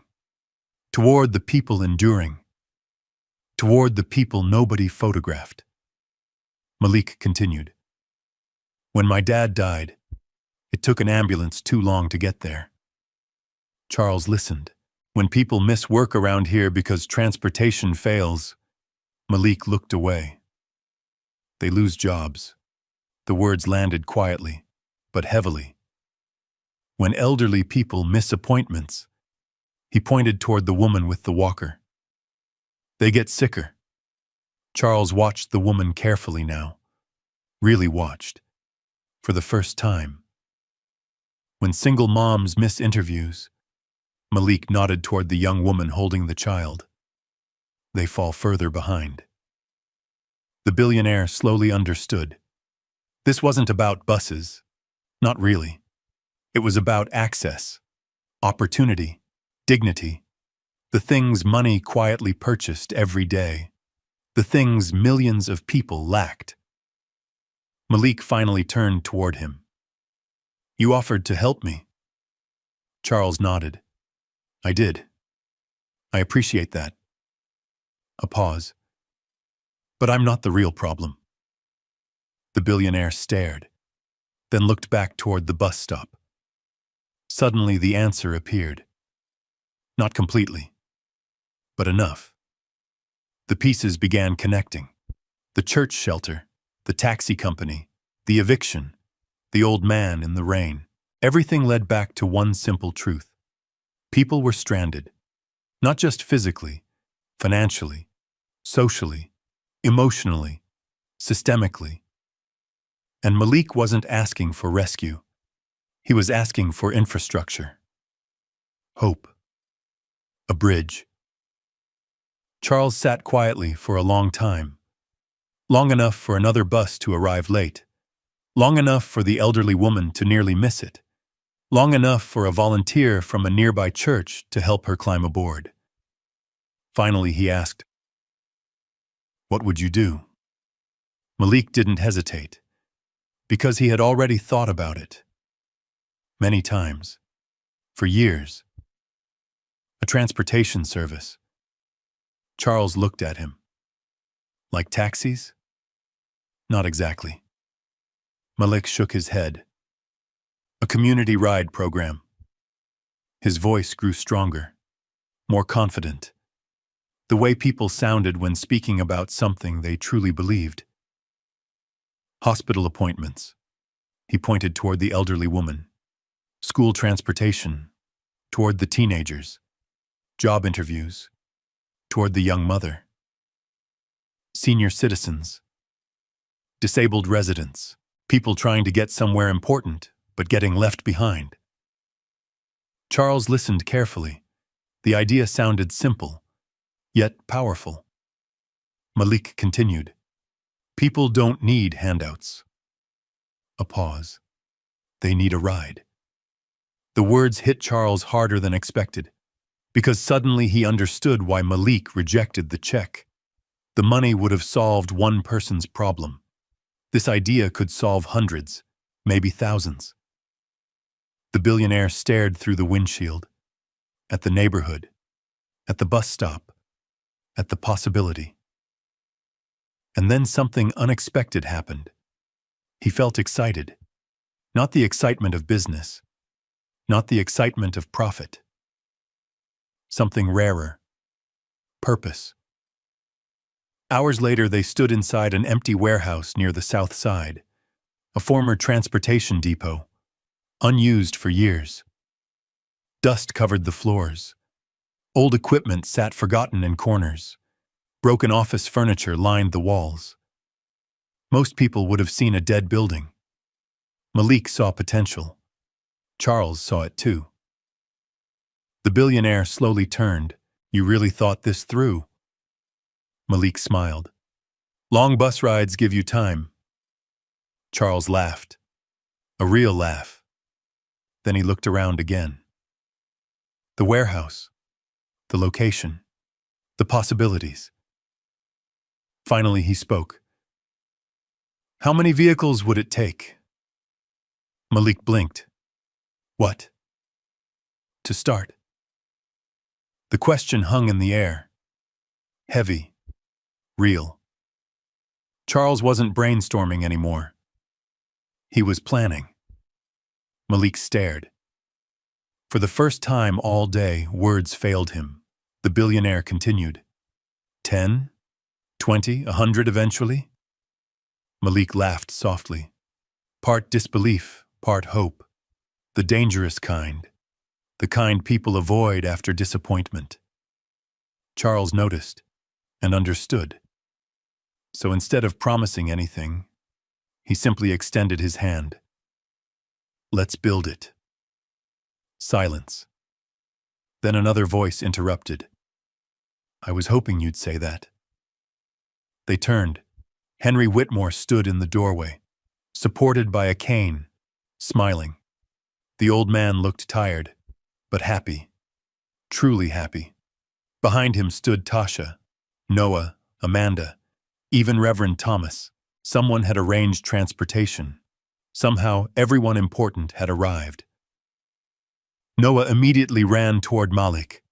"Uncle Malik!" The boy stopped beside him, then looked around the giant warehouse, eyes wide. "What is this place?" Malik looked toward Charles, then toward Henry, then toward the neighborhood beyond the windows. Finally, he smiled. For the first time in a long time, the smile came easily.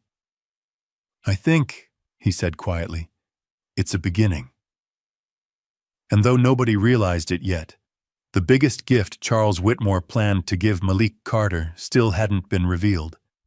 The surprise waiting at the end of this journey would change not only Malik's future, but who owned that future forever. 1 year later. Rain tapped softly against the windows of a building that no longer looked abandoned. The old warehouse on the south side had transformed into something nobody thought possible. Bright signs hung above freshly painted walls. Clean vehicles lined a covered loading area. Employees moved through the building carrying clipboards, coffee cups, and schedules. Phones rang. Engines started. Doors opened and closed. Life flowed through the place like blood through a living heart. Above the entrance, large silver letters stretched across a blue sign. "Stay with me rides." Underneath, smaller words read, "Community Transportation Cooperative." Owned by the people it serves, the phrase had been Noah's idea. Malik never changed it. He stood near the entrance watching drivers prepare for the morning rush. Hospital appointments, school transportation, senior pickups, job interview routes. Every vehicle already had somewhere important to be. A year earlier, none of this existed. Now more than 60 drivers worked for the cooperative. Thousands of rides had been provided. Hundreds of families depended on it. And every single day began the same way, with purpose. A dispatcher approached. "Morning, boss." Malik smiled. He still wasn't used to that word. "Morning, Sandra." She handed him a tablet. 23 medical transports before noon. He nodded. "Good. 3 new volunteer drivers start today." "Good. 1 city council member wants a tour." Malik laughed. "That's less good." Sandra grinned, then headed back toward the operations desk. The building buzzed around him. People moving, working, helping, exactly as he'd imagined. And exactly as he'd never believed possible. A voice interrupted his thoughts. "You still get here before everybody." Malik turned. Henry Whitmore stood near the entrance. 81 years old now, cane in one hand, umbrella in the other, smiling. The sight still warmed Malik's heart. Not because Henry remembered everything. Most days he didn't. The illness continued its slow work. Some mornings were clear, others weren't. But somehow, whenever Henry walked through these doors, he seemed to remember enough. "Morning, Henry." The old man smiled wider. "Morning, son." Malik walked over, carefully taking the umbrella. "You shouldn't be out in this weather." Henry shrugged. "It's Chicago."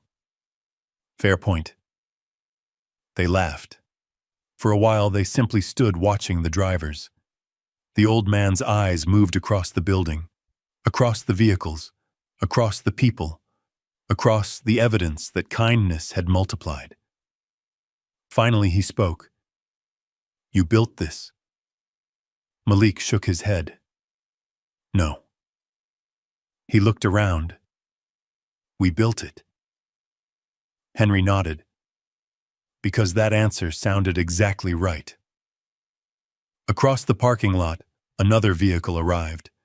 A black SUV, still expensive, still polished, still unmistakably Charles Whitmore. The billionaire stepped out carrying coffee. No entourage, no reporters, no photographers. That part had surprised the media most. The project had become one of the biggest success stories in Chicago. Yet Charles never placed his name on the building, never demanded recognition, never requested ownership, never inserted himself into the spotlight. At first, journalists assumed it was a publicity strategy. Then months passed, then more months, and nothing changed. Eventually, people stopped questioning it. Truth has a strange way of surviving longer than suspicion.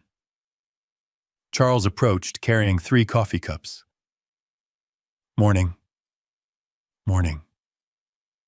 Henry immediately pointed. You're late. Charles laughed. I'm 3 minutes early. Late. The old man remained unconvinced. Malik smiled. Some things never changed. They moved into the main office. Large windows overlooked the transportation yard. Vehicles came and went. Drivers checked schedules. Passengers arrived. A system working exactly as intended. Charles handed Malik a folder. The moment he saw it, Malik groaned. No. Charles smiled. Yes. No. Definitely yes. Henry looked delighted, which immediately worried Malik. Whenever those two agreed on something, trouble usually followed. What is it? Charles leaned back. Open it. Reluctantly, Malik did. The folder contained legal documents, property records, corporate filings, ownership agreements. His eyes narrowed, then widened, then narrowed again. He read everything twice, because the words didn't make sense the first time, or the second. Finally, he looked up, Charles. The billionaire remained silent, waiting. You can't be serious. Oh, I'm very serious. Malik looked back down at the paperwork, then back up, then down again. The cooperative, the vehicles, the warehouse, the transportation network. Everything. Ownership transferred, not to Charles, not to investors, not to a corporation, to the cooperative itself, to the drivers, to the community. Permanent. Protected. Irrevocable. Malik stared, speechless. For one of the few times in his life. Charles finally spoke. A year ago you told me something. The room fell quiet. You said not to save you. Malik remembered. The bus stop, the rain, the neighborhood, the conversation that changed everything. Save this place. Charles nodded. So I did. Emotion rose unexpectedly in Malik's chest, because he understood what this meant. Most wealthy people donated money. Charles had surrendered control. A far rarer gift, a far harder one. Henry smiled softly. My son finally learned something. Charles rolled his eyes. Careful. But he was smiling too. The old man pointed toward Malik. That's what happens when good people teach you. The room filled with quiet laughter. Outside, rain continued falling. The kind of gentle rain that makes cities feel smaller, closer, more human. Later that afternoon, Malik drove one of the community vehicles himself. He still did that several times each week. Not because he had to, because he wanted to. The route took him through neighborhoods he knew by heart, past schools, past churches, past grocery stores, past bus stops. The city looked different now, not because Chicago had changed, because he had.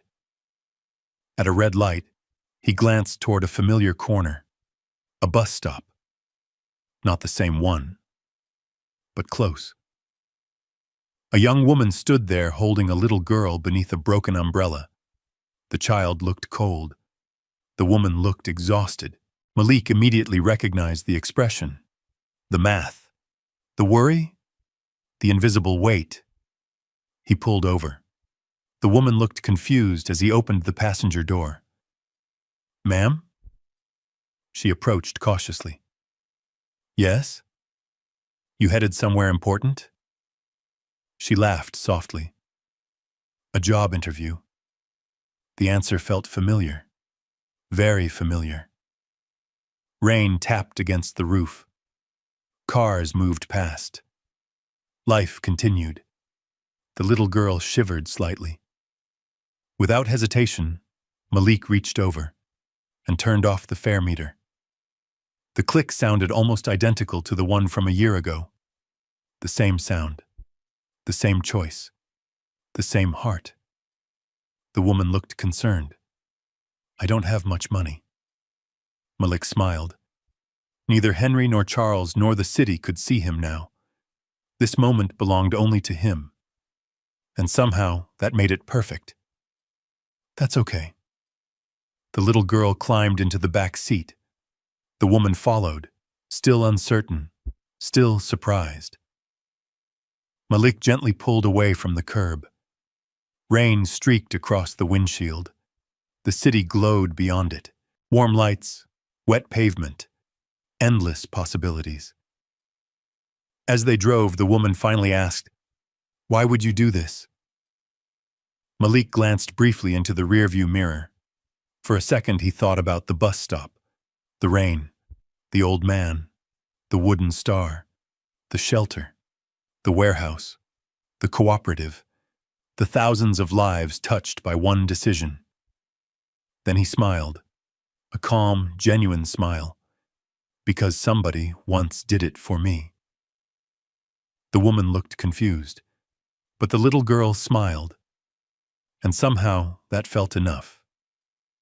The vehicle disappeared into the rain. Behind it, Stay With Me rides continued serving the city. Henry Whitmore sat peacefully by a window. Charles Whitmore finally slept without carrying old debts. Tasha had a home. Noah was thriving in school. Drivers had jobs. Patients made appointments. Families reached opportunities. And somewhere in Chicago, kindness kept moving from one set of hands to another. Just as it always had. Just as it always would. Because the greatest thing Malik Carter ever built wasn't a transportation company. It wasn't a cooperative. It wasn't even a second chance. It was proof that one act of kindness does not end when it is repaid. It simply changes drivers and keeps going, forever. Before you go, I'd love to hear from you. If you believe one small act of kindness can change a life, leave a simple one in the comments. And if you've ever helped someone when it wasn't easy, leave a 2. No long story needed. Just one number. I read the comments, and every single one reminds me that there are still good people out there. And if this story touched your heart, take a second to subscribe and turn on the notification bell. There's another powerful story waiting for you next time. Another ordinary person. Another unexpected act of kindness. And another life-changing moment that proves hope is still alive in this world. Until then, take care of yourself. Take care of someone else when you can. And remember, sometimes the smallest thing you do for a stranger becomes the biggest thing that ever happens to them. See you in the next story.